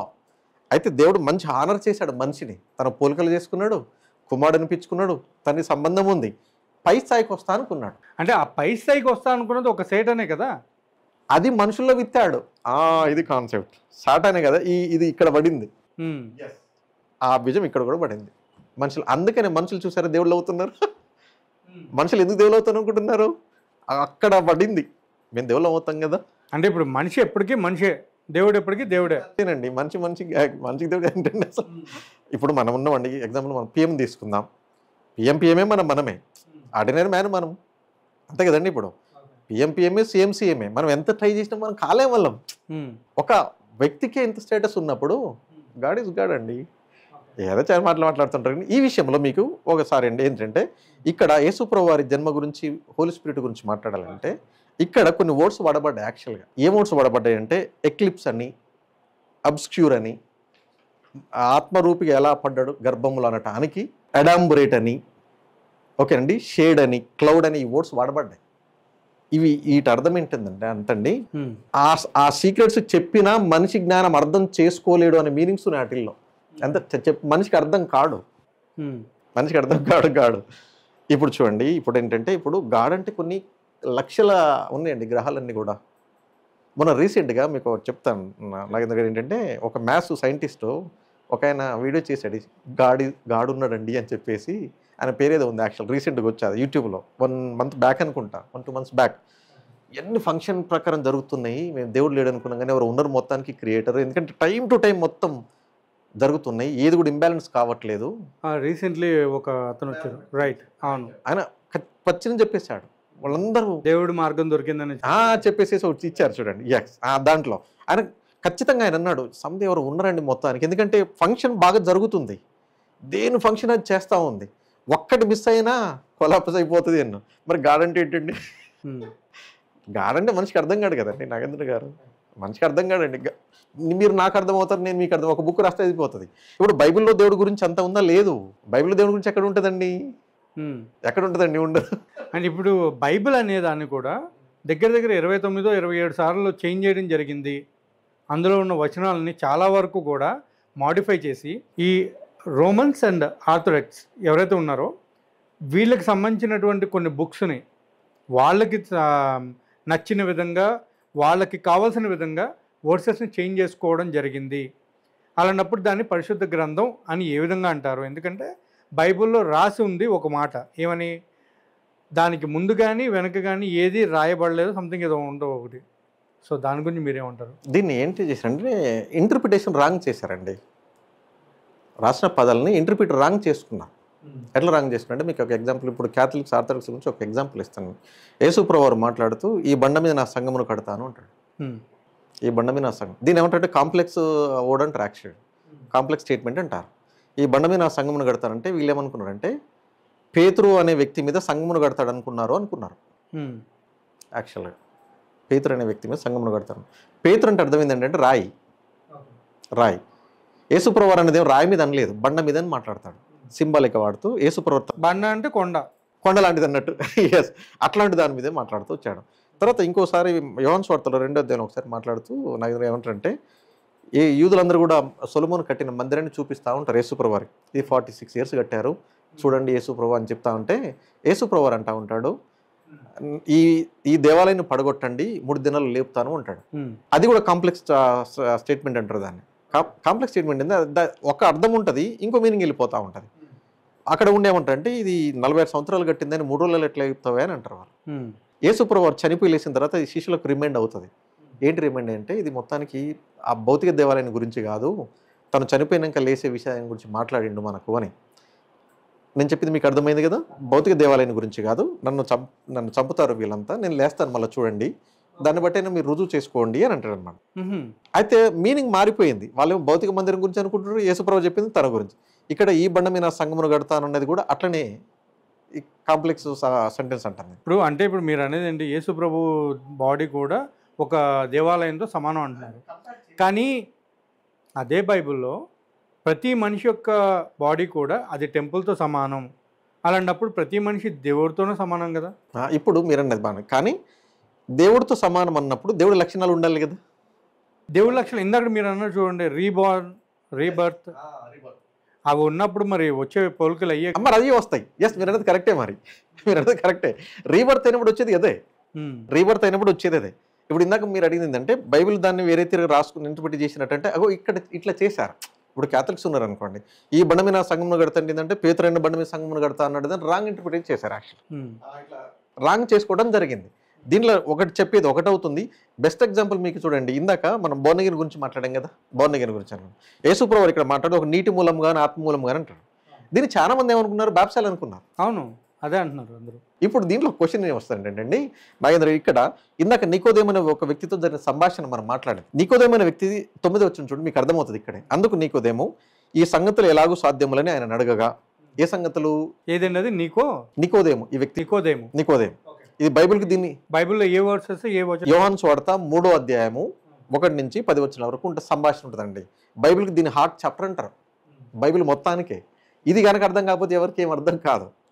అందుకని ఇందాక నుంచి మీతో నేను ఏమంటున్నానంటే ఇది హార్ట్ అంటున్నాం, ఇది దీని మీద తిరుగుతూ ఉంటుంది మొత్తం బైబిల్ అంతా కూడా. అందుకనే ఈ సంగతులు ఎలాగో సాధ్యములని ఆయన అడగగా యేసుప్రభువు వారు అంటున్నాడు, యేసు ఇట్లా నువ్వు ఇశ్రాయేలుకు బోధకుడు అయింది, వీటిని ఎరగవా? ఓకేనా, అక్కడ క్వశ్చన్ మార్క్ వచ్చింది. నువ్వు ఇశ్రాయేలుకు బోధకుడు వీటిని ఎరగవా? ఈయన ఒక పక్క జస్టిస్ చేసుకుంటూ కూడా ఈయన ప్రీచ్ చేస్తూ ఉంటాడు పాస్టర్ లాగా. అందుకే ఇక్కడ క్వశ్చన్ వచ్చి నువ్వు ఎరగవా అన్నాడు చూడండి. అంటే ఇది ఇప్పుడు యేసుప్రభువు వారు నికోదేము మాట్లాడుతున్నప్పుడు ఈ న్యూ టెస్ట్మెంట్ లేదండి. ఓకే, న్యూ టెస్ట్మెంట్ లేదు. యేసుప్రభువు చనిపోయిన తర్వాత శిష్యులు రాశారు కదా, అంటే ఇది ఓల్డ్ టెస్ట్మెంట్లోనే ఉందని మనకు అర్థమవుతుంది. అంతే కదా, నేను చేతిలో ఒక బుక్ ఉంది ఆల్రెడీ. యేసుప్రభువు అందుకే నువ్వు తెలవదా, నువ్వు బోధిస్తున్నావు కదా అన్నాడు. అంటే ఇప్పుడు ఇది బాప్సం అనుకోండి ఒకవేళ నీటి మూలంగా అనేది, మరి ఓల్డ్ టెస్ట్మెంట్లో బాప్సాలు ఉన్నాయా అనే డౌట్ వస్తుంది మనకి. యాక్చువల్గా ఓల్డ్ టెస్ట్మెంట్లో బాప్సాలు లేవు, బాప్టిజమే లేదు. మరి అలాంటప్పుడు జీసస్ క్రైస్ట్ ఆయన 40 రోజులు ఉపవాసం ఉండి ఎవరి దగ్గరికి వెళ్తే జాన్ ద బాప్టిస్ట్ దగ్గరికి వెళ్ళి బాప్టిజం ఎందుకు తీసుకు ముందే బాప్సం తీసుకొని ఫాస్టింగ్కి వెళ్తాడు. ఐ మీన్ ఫాస్టింగ్ తర్వాత అనుకుంటా కదా బాప్టిజం ముందే బాప్సం తీసుకొని ఫాస్టింగ్కి వెళ్తాడు. చదవండి ఒకసారి. యేసు బాప్సం పొంది వెంటనే నీళ్ళను చూడడానికి వచ్చాను. అప్పుడు యేసు అపవాది చేత శోధించబడటకు ఆత్మలో అరణ్యమును కొనిపోబడను. 40 దినములు 40 రాత్రులు ఉపవాసం ఉండిన పిమ్మట ఆయన ఆకలి కొనగా. మరి ఇప్పుడు బాప్టిజం మరి ఆయన ఎందుకు తీసుకున్నారు? ఇప్పుడు ఇందాక మీకు నేను చెప్పాను, ముళ్ళును ముళ్ళుతోటి తీయాలి అన్నాం. యేసు ప్రభు బాప్సం తీసుకుని తన కోసం కాదు, మానవాళిని తనతో యూనిటీ చేసుకోవడానికి తీసుకున్నాడు. ఓకే, మానవాళిని చేసుకోవడానికి తీసుకున్నారు, కరెక్టే. మరి మీరు కూడా ఒక మాట అన్నారు, వాళ్ళు బాప్టిజమ్స్ ఇవ్వనేసి. మరి బాప్టిజం ఉంటేనే దేవుడి యొక్క రాజ్యంలోకి ఎంట్రీ ఉంది అనేసి మాట్లాడుతున్నారు కదా. నేను ఇందాక నుంచి మీతో అనేది అదే కదా, బాప్టిజం గ్యారంటీ లేదు రక్షణకి, బోర్న్ అగైన్ కాన్సెప్ట్ అని చెప్తున్నాను నేను మీకు. మనం అదే ఇక్కడ ఇప్పుడు వీళ్ళందరూ కూడా మాట్లాడేది కూడా అదే కదా. ఇప్పుడు అలా చూసుకుంటే బాప్టిజం అనేది ఉంటేనే దేవుడి రాజ్యంలోకి ఎంట్రీ, లేకపోతే నిత్యం మండుతున్న అగ్నిగుండంలో తోసివేయబడతావు అని మాట్లాడడం. మరి దీన్ని ఏమంటారు? ఇప్పుడు మీరు ఓల్డ్ టెస్ట్మెంట్ తీసుకోండి. ఓల్డ్ టెస్ట్మెంట్లో బాప్టిజాలు లేవు. జాన్ ద బాప్టిస్ట్ అన్నాం కదా ఇందాక, ఆయన ద్వారా స్టార్ట్ అయిందే. అవును, అంతకుముందు బాప్టిజాలు లేవు. మరి ఓల్డ్ టెస్ట్మెంట్లో బాప్టిజాలు, వాళ్ళంతా నరకమే పోతారా? అంతే కదా, పోవాలి కదా. మరి వాళ్ళు రక్షించబడ్డ వాళ్ళంతా కూడా అప్పుడు బోర్న్ అగైన్ ఉంది, ఇప్పుడు బోర్న్ అగైన్ ఉంది. ఈరోజు యేసు ప్రభువుని నానా మాటలు అనిపించడం అనేది ఎవరి వల్ల? కేవలం ఈ పాస్టర్లు చేసేటువంటి అతి వల్ల, లేకపోతే పాస్టర్లు చేసే అతి వల్లనే? పాస్టర్లు చేసే అతి వల్లనే ప్రభువుకు చెడ్డ పేరు వస్తుంది, అంతేనా? వేరే వాళ్ళ వల్ల రాదండి. పాస్టర్ల వల్ల, ఫాదరీల వల్లనే బైబిల్కు ప్రభు చెడ్డ పేరు వస్తుంది. 100% రాసుకోండి, 1000 సార్లు చెప్తే మాట. ఎందుకు అంటున్నాను అంటే మిడిమిడి జ్ఞానం, తెలిసి తెలియనటువంటి తత్వం. ఈ మధ్య లాంగ్వేజెస్ కూడా కొత్త వస్తున్నాయి, ఏదో చాలా. అసలు ఏంటండి ఆ లాంగ్వేజ్లు ఏంటి నాకు అర్థం కావట్లేదు. మరి బైబిల్లోనే ఉందంట కదా, పాస్టర్లందరికీ సంథింగ్ వేరే డిఫరెంట్ లాంగ్వేజ్ కూడా వచ్చిందంట. వాళ్ళే అసలైన దైవ భక్తులు అండ్ దైవ ఫాలోవర్స్ అని. మీకు ఒక్క మాట చెప్తా, మీకు అర్థమయ్యేటట్టు చెప్పేస్తా, మీకు అర్థమవుతుంది. ఇది యేసు ప్రభు ఓల్టేజ్ మనకు ఇజ్రాయెల్ ప్రజలకి ఈజిప్ట్లోంచి తీసుకుని వస్తున్నప్పుడు దేవుడు ధర్మశాస్త్రం మోషే అనే ఒక వ్యక్తిని ఏర్పాటు చేసుకుని ఇవ్వటము, దేవుడు క్లియర్గా చెప్పాడు, మిమ్మల్ని ప్రామిస్ ల్యాండ్ తీసుకెళ్ళినాక మీరు ప్రామిస్ ల్యాండ్లో ఇష్టానుసారంగా జీవించకూడదు, మీకు ఆజ్ఞలు ఇస్తున్నాను, మీరు ఎలా బ్రతకలో జీవించండి అన్న. మీరు దానికి ఏమైనా వ్యతిరేకంగా చేస్తే మిమ్మల్ని ఆ ప్రామిస్ ల్యాండ్లో లేకుండా చెదరగొడతాను అన్నాడు. ముందే చెదరగొట్టి ప్రపంచంతో తిప్పుతాను అన్నాడు. అట్లా చెదరగొట్టేశాడు. వీళ్ళు వినలే. సుమారుగా 2000 సంవత్సరాల వరకు చెదరగొట్టబడ్డరు వీళ్ళు. ఓకేనండి, 2000 ఒక్క రోజు కాదు, 1-2 years కూడా కాదు, చూడండి కొన్ని 100 సంవత్సరాలు డిస్పాచ్ మొత్తం వాళ్ళంతా చెదిరిపోయారు. మన ఇండియా కూడా వచ్చారు. యూదులను బాగా ఆదరించిన కంట్రీ నెంబర్ 1 ఏంటంటే ఇండియానే. ఓకే, చాలా బాగా ఆదరించింది మన కంట్రీ, మన దగ్గర కూడా. అంటే వాళ్ళ వల్లే వచ్చినటువంటి ఇవన్నీ తలకాయ నొప్పులన్నీ క్రిస్టియానిటీ స్టార్ట్ అయింది అక్కడి నుంచి అనమాట. ఇప్పుడు కాదు, ఇప్పుడు వచ్చిన తర్వాత ఏమైందంటే నాకు ఇప్పుడు కొన్ని తరాలు అయిపోయినాయి కదండి. ఇప్పుడు వాళ్ళ టంగ్స్ చేంజ్ అవుతాయా కావా? భాష, లాంగ్వేజ్ అవుతుంది కదా. ఇప్పుడు మనమే ఉన్నామండి, యూఎస్కి వెళ్తాం, ఒక 10 తరాలు ఉందనుకోండి, మన 10 తరాల పిల్లోడికి మన మదర్ టంగ్ తెలుగుని తెలియదు. కరెక్ట్, అది అంతే కదండి, సాధారణమైన పాయింట్ ఇది. అయితే మోషే ఏం రాశాడంటే అండి, దేవుడితోటి ఒక పెంటెకొస్తేనే పండుగ వస్తుందండి, పాస్ ఓవర్, పస్కా బలి పెంటెకొస్తేనే వస్తుంది.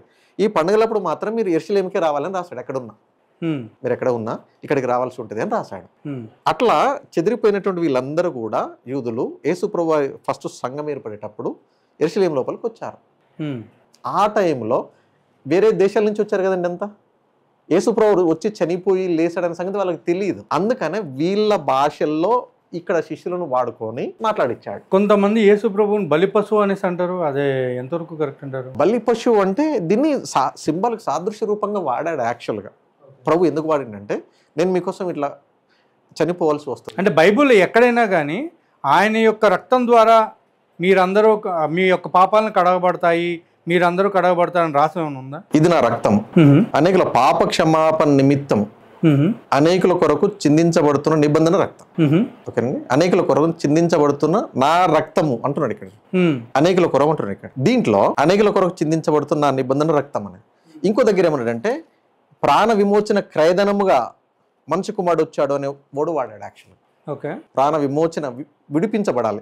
ఇక్కడ మీ కిందాక నేను చెప్పింది ఏంటంటే, రక్తము చిందించబడకుండా పాప క్షమాపణ అనేది. తర్వాత ఇక్కడ అనేకుల కొరకు చిందించబడుతున్న నా రక్తము అనే ఈ వర్డ్స్ ఎందుకు వాడబడ్డాయి, యేసుప్రభు రక్తం చిందించడం వల్ల పాపాలు ఎందుకు క్షమించబడతాయి అనేది చెప్తాను మీకు. అసలు వచ్చేస్తాయి. ఇప్పుడు ఏంటంటే, మనిషిలో పాపం చేయడానికి ప్రేరేపించేది ఏంటి మనకు తెలియాలండి ఫస్ట్. మనిషిలో ఈ బ్లడ్ అనేది పాపాన్ని ఎంకరేజ్ చేస్తుంది, దేవుని వ్యతిరేకంగా చేయడానికి ప్రోత్సహిస్తుంది అని మనకు బైబిల్లో అర్థమవుతా ఉంది. ఇప్పుడు ఉదాహరణకి లుకేమియా క్యాన్సర్ పేషెంట్ ఉంది అనుకోండి. లుకేమియా ఉన్నటువంటి పేషెంట్కి ఆ బ్లడ్ అంతా పొల్యూట్ అయిపోతుంది. ఆ బ్లడ్ తీసేస్తేనే బ్రతకాలి. ఆ బ్లడ్ తీసేసి మళ్ళీ ఇంకో కొత్త బ్లడ్ ట్రాన్స్ఫర్ చేయాలి యాక్చువల్గా.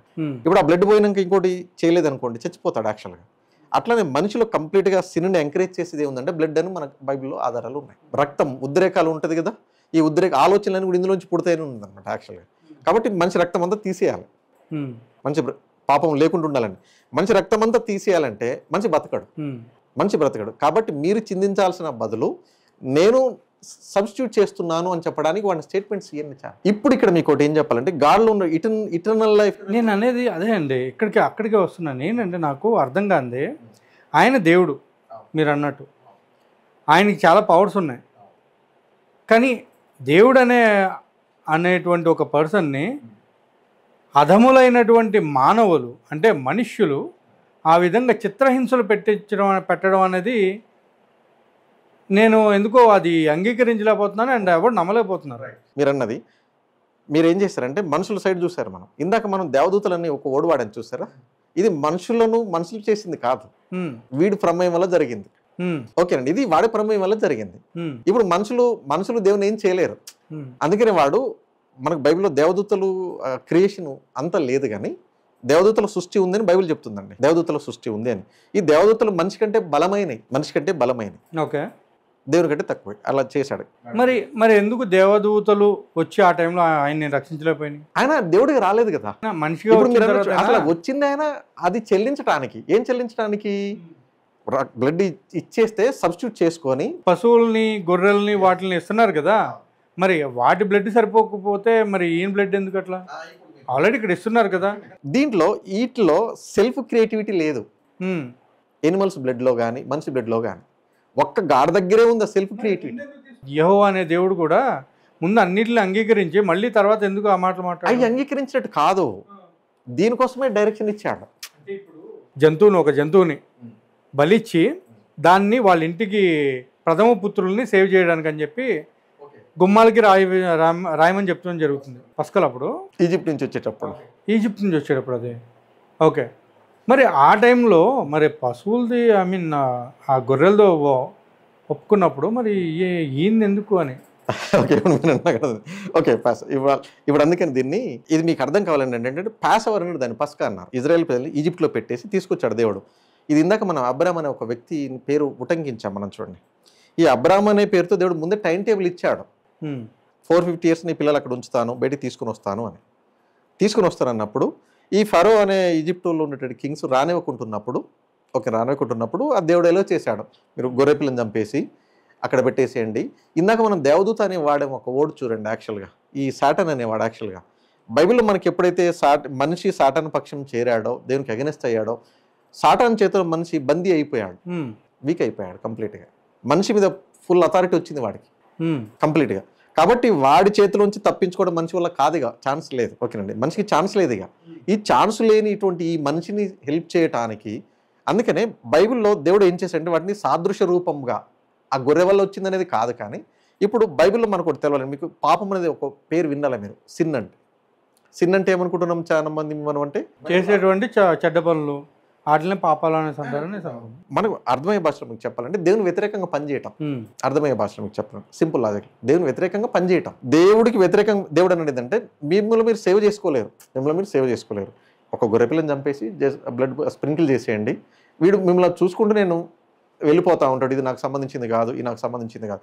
అందుకని యేసు బ్లడ్లో సెల్ఫ్ క్రియేటివిటీ ఉందని మనకు అర్థమవుతుందండి నాగేంద్ర గారు. కొంచెం యేసు ప్రభు బ్లడ్లో సెల్ఫ్ క్రియేటివిటీ, అందుకనే గాడ్లో ఉన్నటువంటి మెరకిల్ పవర్ అన్నమాట. ఇది మనకు అర్థం కాదు, సెల్ఫ్ క్రియేటివిటీ ఉంది.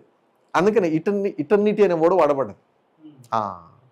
సెల్ఫ్ క్రియేటివిటీ ఉంది. అది ఎట్లా జరుగుతుందంటే, ఇప్పుడు మనం ఒక సిన్ చేసాము, మిస్టేక్ ఏది చేసాము, ప్రభు క్షమించు అని అన్నప్పుడు లోపల యాక్షన్ జరుగుతుంది, వ్యక్తి లోపలికి అనుభవం లోపలికి వస్తుంది.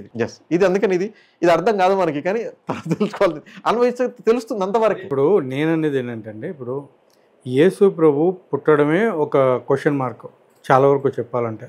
ఎవరికి కూడా అర్థం కానటువంటి ఒక విధంగా చెప్పాలంటే ఒక పుట్టుక అని చెప్పొచ్చు. అది అనుకున్నాం కదా ఇంతకు ముందే. జీసస్ క్రైస్ట్ యొక్క పుట్టుక అనేది చాలా వరకు క్వశ్చన్ మార్క్ అయినప్పుడు December 25th ఆయన పుట్టడం జరిగింది అని చెప్పేసి ఖరాఖండిగా చెప్పడం, దాన్ని క్రిస్మస్ అనేది సెలబ్రేట్ చేసుకోవడం, ఇవన్నీ నిజమంటారా? బైబిల్లో December 25th కరాకండి అని లేదు. ఖరాఖండి మరి 25th ఎందుకు చేసుకున్నారు? ఇందాక మీకు నేను చెప్పాను కదా, కొంతమంది అలా తీసుకొచ్చేసారు దాని అంతవరకు. వాళ్ళు తీసుకొచ్చారు కరెక్టే. మరి అలాంటప్పుడు అసలు ఆ పండుగను ఎందుకు చేసుకుంటారు?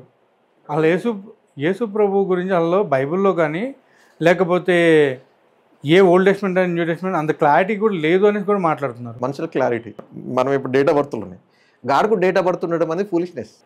మనుషులు కూడా ఎందుకు అడిగారు అంటే, ఇప్పుడు హైందవులు జరుపుకునేటువంటి పండుగలు ఒకానొక డేట్లో వస్తే అది చెప్పేస్తారు, పలానా రోజు పలానా తిది పలానా డేటు అది ఇది అని. మరి క్రిస్మస్ వచ్చింది అంటే క్రిస్టియన్స్ మాత్రం 25th December 25th అంటే చాలు ఇది క్రిస్మస్. అండ్ ఇంకొకటి కూడా ఉందండి, గుడ్ ఫ్రైడే, దాని గురించి ఈస్టర్ గురించి. అది హిస్టారికల్లో ఉంది, అది హిస్టారికల్ ఎవిడెన్స్. అది యేసుప్రభు చనిపోయి లేచినప్పుడు హిస్టారికల్ ఎవిడెన్స్. రోమన్ ఎంపైర్ అంటే ఏ రోజు చనిపోయాడు ఉందండి అందులో. గుడ్ ఫ్రైడే, పాస్ ఓవర్ ఇందాక అనుకున్నాం చూసారు, పాస్ ఓవర్ అనేది అదే డేట్ ప్రకారం ప్రభు చనిపోవడం జరిగింది. పాస్ ఓవర్ ఖచ్చితంగా అది మెన్షన్ యాక్చువల్గా, కానీ బర్త్ మాత్రం లేదు. నాకు ఇక్కడ ఇంకొక విషయం కూడా నేను మిమ్మల్ని అడగాలి. అదేంటంటే యేసు ప్రభు యెహోవా యొక్క ప్రియ కుమారుడు అని మాట్లాడుతున్నారు. సో మరి అదే యేసు ప్రభు యెహోవా యొక్క ఆజ్ఞలన్నిటిని కూడా ధిక్కరించి వాటిని చేంజ్ చేయడం అనేది ఎంతవరకు కరెక్ట్ అండి? ఇప్పుడు అందుకనే ఇక్కడ మనం ఇందాక ఇప్పుడు చాలామంది ఏం చేశారంటే, యేసు ప్రభు వారు నేను దేవుడి కుమారుని తండ్రి తండ్రి అని సంబోధిస్తూ ఉంటాడు, మన బైబిల్ అందరిలో సంబోధిస్తూ ఉంటాడు. అందుకనే చాలామంది ఏం చేస్తుంటారంటే, ఇప్పుడు దీంట్లో జనరల్ టాక్ ఏమొస్తుంటే, నాగేంద్ర గారు యెహోవా గొప్ప యేసు గొప్ప, ఈ ముగ్గురులో ఎవరు గొప్ప అంటే కొంతమంది యెహోవా గొప్ప అంటారు, కొంతమంది లేదు యేసు గొప్ప అంటారు, స్పిరిట్ గొప్ప, ఇలా ఉంటుంది డిస్కషన్ అంతా కూడా. అందుకని ఇందాక ఇప్పుడు ఒక ఓల్డ్ టెస్ట్మెంట్ ఉంది, చట్టం ఉంది, దీన్ని మొత్తం చేంజ్ చేసినట్టుగా అనిపిస్తూ ఉంటుంది యేసు ప్రభు వారు కంప్లీట్గా. దాన్ని చేంజ్ చేయలేదు కానీ స్టాండర్డ్స్ పెంచాడు యాక్చువల్గా. దాన్ని చేంజ్ చేయలేదు, దాని స్టాండర్డ్స్ పెంచాడు, దాన్ని నెరవేర్చి స్టాండర్డ్స్ పెంచాడు. ఇప్పుడు కొన్ని ఎగ్జాంపుల్ ఇస్తున్నాను మీకు. మనకు ఓల్డ్ టెస్ట్మెంట్లో అడల్టరీ ఉంది, అడల్టరీ భౌతికంగా వ్యభిచారం చేస్తే అడల్టరీ అని. న్యూ టెస్ట్మెంట్లో ఏమన్నాడు యేసు ప్రభు వారు అంటే, దాని స్టాండర్డ్ ఇంకా పెంచాడు పైకి. నువ్వు ఒక స్త్రీ గురించి నువ్వు చెడ్డగా ఆలోచించావు అనుకోండి, నువ్వు అడల్టరీ చేసిన దాంతో సమానము అన్నాడు. మరి అయితే ఇక్కడ ఇంకొక విషయం ఏంటంటే, జారత్వంకి వ్యభిచారంకి మధ్య తేడా ఏంటి? రైట్, వ్యభిచారం అంటేనేమో వివాహాలు జరిగినటువంటి వ్యక్తుల మధ్య వేరే వాళ్ళతో అక్రమ సంబంధం పెట్టుకోదాన్ని వ్యభిచారం అన్నారు. జారత్వం అంటే బిఫోర్ మ్యారేజ్కి మామూలుగా శరీర కోరికలు తీసుకోవడానికి జారత్వం. బైబుల్ చదివిన తర్వాత అందులో ఉన్న 10 Commandmentsలో ఏదైనా సరే ఫస్ట్ నేనే ఉండాలి, స్వార్థమైనటువంటి దేవుడిని అని చెప్పి ఆయనే చెప్పుకోవడం జరిగింది. మరి దాని గురించి స్వార్థమైంది అనేది కరెక్ట్ కాదంటారండి. ఎందుకంటే ఒక తండ్రి తన పిల్లలకి నేనే తండ్రిని చెప్పుకోవడం తప్పేం లేదు. ఒక తండ్రి పిల్లలకి నేనే తండ్రిని చెప్తే నువ్వు స్వార్థంతో చెప్తున్నాను అంటే ఎట్లా ఉంటుంది? నాకు ముందు కానీ వెనక కానీ దేవుడు అనేవాడు ఎవరు లేడు, నేనే అని అన్నప్పుడు మరి యేసు ప్రభు దేవుడు ఎట్లా అవుతాడని నేను అంటున్నాను. ఇందాక మనం అదే అనుకున్నాం కదండి, దేవుడు మనిషిని సేవ్ చేయడానికి 3 dimensions వర్క్ చేయాల్సి వచ్చింది అనేది. 3 dimensions సేవ్ చేస్తేనే మనిషి సేవ్ అవుతున్నాడు. నేను చెప్పాలనుకుంది ఏంటంటే నరేంద్ర గారు, కంప్లీట్గా ఇలా బోధకులు అనేవాళ్ళు, నేను నా అనుభవంతో చెప్తున్నది ఏంటి అంటే, బోధకులే ప్రజలను జడగొడుతున్నారు. పాస్టర్లు అనేవాళ్ళు, ఫాదర్లు అనేవాళ్ళు చాలా మందిని పాడు చేశారు, ఇంకా చేస్తారు కూడా, చెడగొడుతున్నారు. ఎందుకు ఈ మాట అంటున్నానంటే, యేసుప్రభు వారు ఆ రోజులలో అన్నది ఏంటంటే, గుడ్డివాడికి త్రోవ చూపించలేడు అన్నాడు. ఒక గుడ్డివాడు ఇంకో గుడ్డివాడికి త్రోవ చూపించలేడు అంటే, ఒక టీచరు ఒక పిల్లవాడిని బాగు చేయాలంటే టీచర్కు సబ్జెక్ట్ రావాలి, ఆ టీచర్కు విషయం తెలిస్తేనే చేయగలుగుతారు. ఈ రోజుల్లో చాలామంది దైవజనుడు అంటే పాస్టర్ అంటే ఏమనుకుంటున్నాడు, బైబిల్ పట్టుకుని బోధిస్తే సేవకుడు, అట్లా కాదు. అయ్యో మీరు అట్లా మాట్లాడుతున్నారు. పాస్టర్ అంటే ఆ ఫ్యామిలీలో ఒక పూజారి అయిపోయాడు. ఇప్పుడు అట్లా అయిపోయారు చాలా మంది. ఇప్పుడు ఏంటంటే ఏదైనా ఏం చేయాలనుకున్నా కానీ పాస్టర్ గారికి చెప్పావా అనేసి అంటాం. లేదంటే ఒకవేళ బై మిస్టేక్ ఈరోజు సంథింగ్ ఏదో జరిగింది వాళ్ళ ఇంట్లో, నెక్స్ట్ డే చర్చ్కి వెళ్ళారు, వెళ్ళిన తర్వాత అమ్మ చేసుకున్నారా, తిన్నారా, పిలవలేదు కదా, అట్లా అయిపోయింది పరిస్థితి. మీరు అన్నది ఏంటంటే బ్రతకడానికి వచ్చిన సేవకులు, బ్రతికించడానికి వచ్చిన సేవకులు కాదు. అది సేవకుడు అంటే బ్రతికించడానికి వచ్చిన వాడు, కానీ వీళ్ళు బ్రతకడానికి వచ్చారు కదా మనంతా. మరి ఈ రోజుల్లో లిటరల్లీ చాలామంది రోడ్ల మీద వెళ్ళి ప్రవచనాలు అంటే ప్రతి ఒక్కరు ప్రవచించాలి, మేము ఇంటింటికి వెళ్ళి దేవుడికి వాక్యం చెప్పాలి అనేసి వెళ్ళడం. అండ్ అక్కడ అమాయకమైనటువంటి జనాల్ని మభ్యపెట్టి ఏది మీరు మా యేసు ప్రభువుని నమ్మితే మీకున్న కష్టాలు పోతే, మీరు డబ్బులు ఎక్కువగా వచ్చేస్తాయి, మీకు డబ్బు దేవుడు బాగా ఇచ్చేస్తాడు అని చెప్పేసి అబద్ధపు మాటలు చెప్పి వాళ్ళని మతంలోకి లాగడం, ఇవన్నీ ఎంతవరకు రైట్ అంటారు? యేసు ప్రభు నమ్మితే కష్టాలు ఎక్కువ అవుతాయి, కానీ దాంట్లో ప్రభు సాయం చేయగలడు. కష్టాలలో సాయం చేస్తాడు ప్రభు, అంతవరకు. కానీ చాలామంది ఏంటంటే డబ్బులు వస్తాయి, ఇది వస్తాయి అనేది కాదు. ఒక పిల్లవాడిని తండ్రి ఎలాగైతే కేర్ పిల్లవాడికి కష్టాలు రావు, కష్టాలు వస్తాయి, తండ్రి సాయం చేస్తాడు, అదే చేస్తాడు ప్రభు అంతవరకు. కష్టాలు వస్తాయి, బైబిల్లో చాలా క్లియర్గా ఉంది, చాలా శ్రమల గుండా వెళ్ళాల్సి వస్తుంది మనం అని ఉంది, కానీ దాంట్లో ప్రభు సాయం చేస్తూ నడిపిస్తూ ఉంటాడు. అంటే ఇప్పుడు మీరు చెప్పినట్టు వీళ్ళంతా దుర్బోధలు చేసే వీళ్ళందరినీ కూడా లోపలికి చాలా మంది, అందుకనే వీళ్ళు బోధించే వాళ్ళకు ఎవ్వరు కూడా దేవుని వద్దనుకోరండి. నాగేంద్ర గారు దేవుని ఎవరు వద్దనుకోరు. ప్రజెంటేషన్ను సరిగా చేరాకపోవటం వీళ్ళకి తెలియదు. దేవుని ఎవరు వద్దనుకోరు, ఎవరైనా దేవుడు అంటే ఇష్టమే, కానీ ఆ ప్రజెంటేషన్ ఎట్లా ఏంటనేది చెప్పరాక ఎంత ఈజీ, అసలు వీళ్ళకి తెలిస్తే కదా చెప్పాల్సింది. అలా అవటం వల్ల హట్ అవుతున్నారు. హట్ అవడం వల్లే వాళ్ళు మళ్ళీ ఎక్స్క్రిస్టియన్స్గా మళ్ళీ వెనక్కి వెళ్ళిపోవడాలు. ఫస్ట్ దేవుడితో సంబంధం ఏర్పడాలి ఒక మనిషికి. ఎట్లా వెళ్ళి వెళ్ళడండి. బైబిల్ ప్రసంగాలు చేయొచ్చు, చదవచ్చు, పాటలు పాడవచ్చు, ఇవన్నీ ఇవ్వచ్చు, బాప్సం తీసుకోవచ్చు, బ్యాక్ వెళ్ళిపోతారు. సంబంధం లేకపోతే బ్యాక్ పోవాల్సిందే. కాకపోతే నేను అనేదల్లా క్వశ్చన్ మీకు అర్థమైందో కలా తెలియట్లా, బట్ అదేంటంటే ఈ రోజులో జరుగుతున్నటువంటి ఏదైతే మత ప్రచారాలు ఉన్నాయో అవి కరెక్టా రాంగా మీ దృష్టిలో? దీంట్లో ఏంటంటే ఇప్పుడు మీరు యేసు ప్రభు అన్నందుకనే ఈ క్రైస్తవ్యాన్ని ఫస్ట్ టైం మీరు అన్నారు. క్రైస్తవ్యం అంటే ఏంటంటే ఒక క్వశ్చన్ మంచిది అడిగారు. యాక్చువల్ క్రైస్తవ్యం అంటే నేను ఏమని చెప్పాను డెఫైన్ దాన్ని. ఇప్పటి వరకు నేను చెప్పింది ఎవరు చెప్పలే ప్రపంచంలో. ఆ డెఫినేషన్ మనం మార్నింగ్ మాట్లాడుకున్నది ఫస్ట్ స్టార్టింగ్లో. అదేంటంటే దేవుడి పక్షంగా అభిషేకించబడి పరిపాలన నిర్వర్తించడం ఒక సిస్టమ్. రైట్. ఇది హై డెఫినేషన్ యాక్చువల్గా. ఇది ఇంత బ్రాడ్తో ఆలోచించగలగాలంటే ఎవరికి తెలుస్తలే చాలా మందికి. ఆ కృష్ణ అంటే బైబిల్ పట్టుకుని పోవటం, ఆ చర్చికి రావటం, కానకలేయటం, బాప్స్, ఇది కాదు. అయ్యో, మీరు ఇప్పుడు సపోజ్ మీరు క్రిస్మస్ వచ్చింది, క్రిస్మస్కి మీరు క్యారల్స్కి ఏదో వెళ్ళారు ఇంటికి, బైబిల్ని అడుక్కునే పళ్ళెంలో ఇట్లా తెరిచిపెడతారు. ఏంటది అట్లా?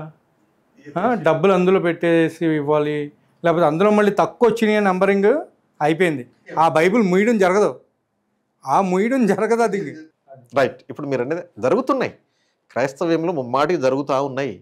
అందుకనే మేమేం చేస్తున్నామంటే దేవుని వాక్యాన్ని ఆధారం చేసుకొని అసలు దేవుడికి ఇవ్వటానికి ఎవరు అర్హులు, అసలు ఇవ్వడానికి అర్హత లేదు మనిషికి. దేవుడికి ఏమి ఇస్తాడండి?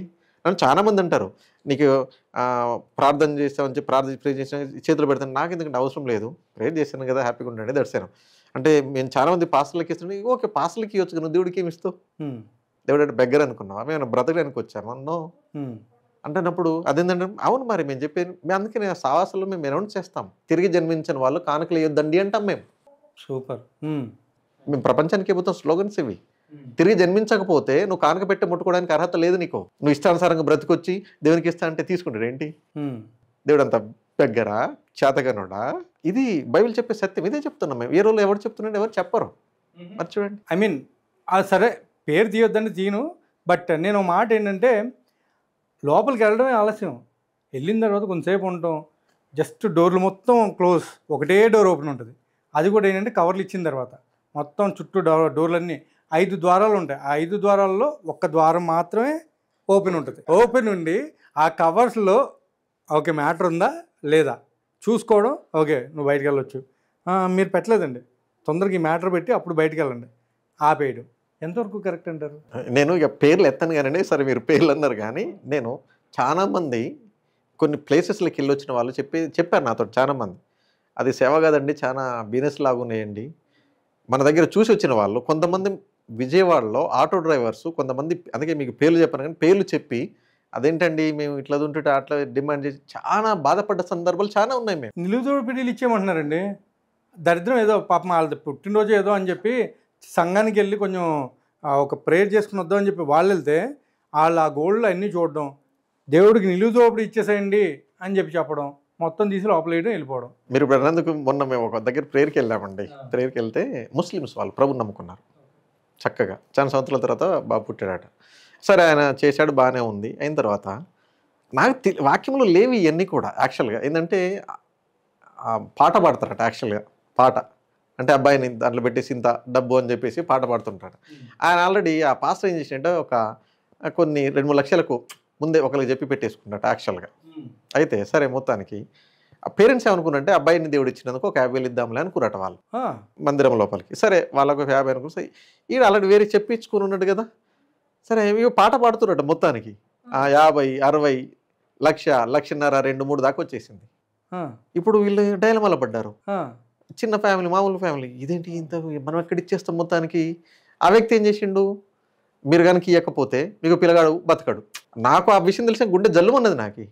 అదేంటి అంటే అన్నాడండి మొత్తానికి. ఇక చెప్పు ఇప్పుడు ఏం సిచ్యువేషన్ ఏంటి? ఇప్పుడు మస్తు మంది ఉన్నారు ఇట్లాంటి వాళ్ళు, లేరని కాదు, మస్తు మంది ఉన్నారు. అందుకనే మీకు ఇందాకంటే దేవుడితో సంబంధం లేని బోధకులు, దేవుడితో సంబంధం లేని బోధకులు ప్రజలను జలగల్లాగా రక్తాలు పీల్చుతారు, నరకులు తోసి పడేస్తున్నారు. ఈడుబోడు అంటారు. అందరూ ఏమనుకుంటున్నారు అంటే బాప్సం తీసుకుంటే పరలోకం వచ్చేటట్టుంటే యేసుప్రభువు చనిపోవాల్సిన అవసరం ఉండేదే కాదు. మరి ఇప్పుడు ఈ ఎట్లా అంటే నిజం చెప్పాలంటే ఇది ఒక సైకో ప్రపంచం అయిపోయింది వీళ్ళందరిలో. ఇది కంప్లీట్గా. అందుకనే విశ్వాసంలో నుంచే రావాలి. ఇది విశ్వాసంలో నుంచే రావాలి. విశ్వాసంలో నుంచే బైబిల్ ఏం చెప్పాడు దేవుడు, అసలు ఏముంది, దేవుడికి మనకు సంబంధం ఉందా అసలు లేదా అనేది వాళ్ళ నుంచి రావాలి. గొర్రెలాగిపోతూ ఉన్నారు. కరెక్ట్. అదే వాళ్ళు అది కూడా ఏంటంటే మీరు నమ్ముతారు బైబిల్లో సర్టన్ వచనాలు ఉన్నాయండి. అవి ఏంటంటే పాస్టర్స్కి బాగా కొంచెం అనుకూలంగా గట్టిగా ఉంది. అవి మాత్రం చెప్పి చెప్పి చెప్పి చెప్పి వాళ్ళని పంపిస్తారండి ఇంటికి. ఆ ఇంట్లో వాళ్ళ హస్బెండ్ తోటి గొడవలు ఉంటాయి వాళ్ళకి. పాస్టర్ గారికి ఇంత అమౌంట్ ఇవ్వాలి, వాళ్ళని మనమే చూసుకోవాలంట. దారుణం. కొంతమంది ఏమన్నారంటే, నేను అడిగాను కూడా ఒకసారి, ఒక పాస్టర్ని అడిగాను, అసలు దశంభాగం ఎందుకు ఇవ్వాలి మీకు అని అంటే, నేను మందని చూసుకుంటున్నాను కాబట్టి ఆ పాలు నేనే తాగాలి పితుక్కుని అని మాట్లాడుతున్నారు. అసలు అదంతా ఏంటి? ఇప్పుడు మీకు దశంభాగం గురించి చెప్తాను. దశంభాగం అనేది ఇది సామంత రాజులు చక్రవర్తికి ఇచ్చే పన్ను. సామంత రాజులు చక్రవర్తికి ఇచ్చే పన్ను ఇది. ఓకే. ఇది చాలా మందికి తెలియదు. చక్రవర్తి ఒక్కడే ఉంటాడు యూనివర్స్గా. అవును. అందరు కింగ్స్ ఉంటారు. వచ్చేసి నీకు ఈ రాజ్యం అప్పగించాను కదా, నేను వచ్చినప్పుడు నా భాగం నాకు ఇవ్వాలి అనేదాన్ని తీసుకున్నాను. అందుకని ఇది పాత నిబంధనలు అబ్రామ్ అనే వ్యక్తి కాడ స్టార్ట్ అయిందండి. అంటే ఆ ఫ్యామిలీ నుంచి ఒకళ్ళని మాత్రం ఎంచుకున్నాడు. అక్కడ ఆయనకున్నటువంటి ఆస్తి అంతా కూడా వీళ్ళందరూ పనిచేశారు. వచ్చేసిన తర్వాత మెల్కీసెదెకు అని ఒక చక్రవర్తి ఉన్నాడు పాత నిబంధనలో. వచ్చేసినప్పుడు అబ్రామ్ ఇస్తాడు అనమాట. అబ్రామ్ ఒక రాజుని ఇచ్చేసి ఇచ్చేస్తాడు. అట్లా స్టార్ట్ అయింది ఇది. అందుకని ఇందాక మనం అనుకున్నట్టు ఏంటంటే తిరిగి జన్మించిన వ్యక్తులు ఆ పొజిషన్లో జీవిస్తారు అన్నట్టు రాయల్టీగా. ఓకే. వాళ్ళు మాత్రమే ఇచ్చేది. అందుకని మీకు ఇంతకు ముందు ఉన్నట్టు అసలు కానుక ఇవ్వడానికే ఛాన్స్ లేదంటే ఇంకా దశంభాగం ఏమితో ఇంకా అసలు ఛాన్స్ ముట్టుకునే ఛాన్స్ లేదు కదండి. అది కాన్సెప్ట్ అక్కడ. అందుకని కానుకలతో దేవుడు కాదు. ఇప్పుడు నేను ఇంకేం చెప్తాను, దశంభాగం అడిగేటువంటి ప్రతి ఒక్క పాస్టర్లకి నేను చెప్పేటువంటి నేను ఈరోజు వినోద్ గారితో ఒక ఇంటర్వ్యూ చేశాను కాబట్టి ఆ ఇంటర్వ్యూలో మీరు నేర్చుకునేటువంటి ముఖ్యమైన విషయాలు ఇవే. అసలు పాస్టర్లు అనే వాళ్ళు దశంభాగాలు తీసుకునేటువంటి అర్హత లేని వాళ్ళు చాలా వరకు ఉన్నారు. అదేవిధంగా ఆ దశంభాగాలు ఇచ్చే అర్హత కూడా ఇచ్చే వాళ్ళకి లేదని కూడా ఆయన చెప్తారు. కానుకలు ఇవ్వడానికే లేదు, దశంభాగాలు లాగా ఎందుకంటే. నా 20 సంవత్సరాల జీవితంలో ఒక్కరోజు కూడా కానుక అనే దానికి ప్రసంగం చేయలేదు నేను విశ్వాసులకి. బైబిల్ పట్టుకొని బోధించే వాళ్ళు చాలా మంది శాపగ్రస్తులయ్యారు. అటు పాస్టర్ కానివ్వండి, ఫాదర్ కానివ్వండి, ఇంకెవడని కానివ్వండి. ఎందుకు ఈ ఓడు అంటున్నానంటే వాడికి వ్యక్తిగతంగా తిరిగి జన్మించిన అనుభవం ఉండకపోవటం, అది కుటుంబాల మీద వాళ్ళ పిల్లల మీద పడటం, వాళ్ళ లైఫ్లు స్పాయిల్ కావడం వాళ్ళకి తెలుస్తలేదు. బైబిల్లో బోధకులకు 2 శిక్షణ ఉంది.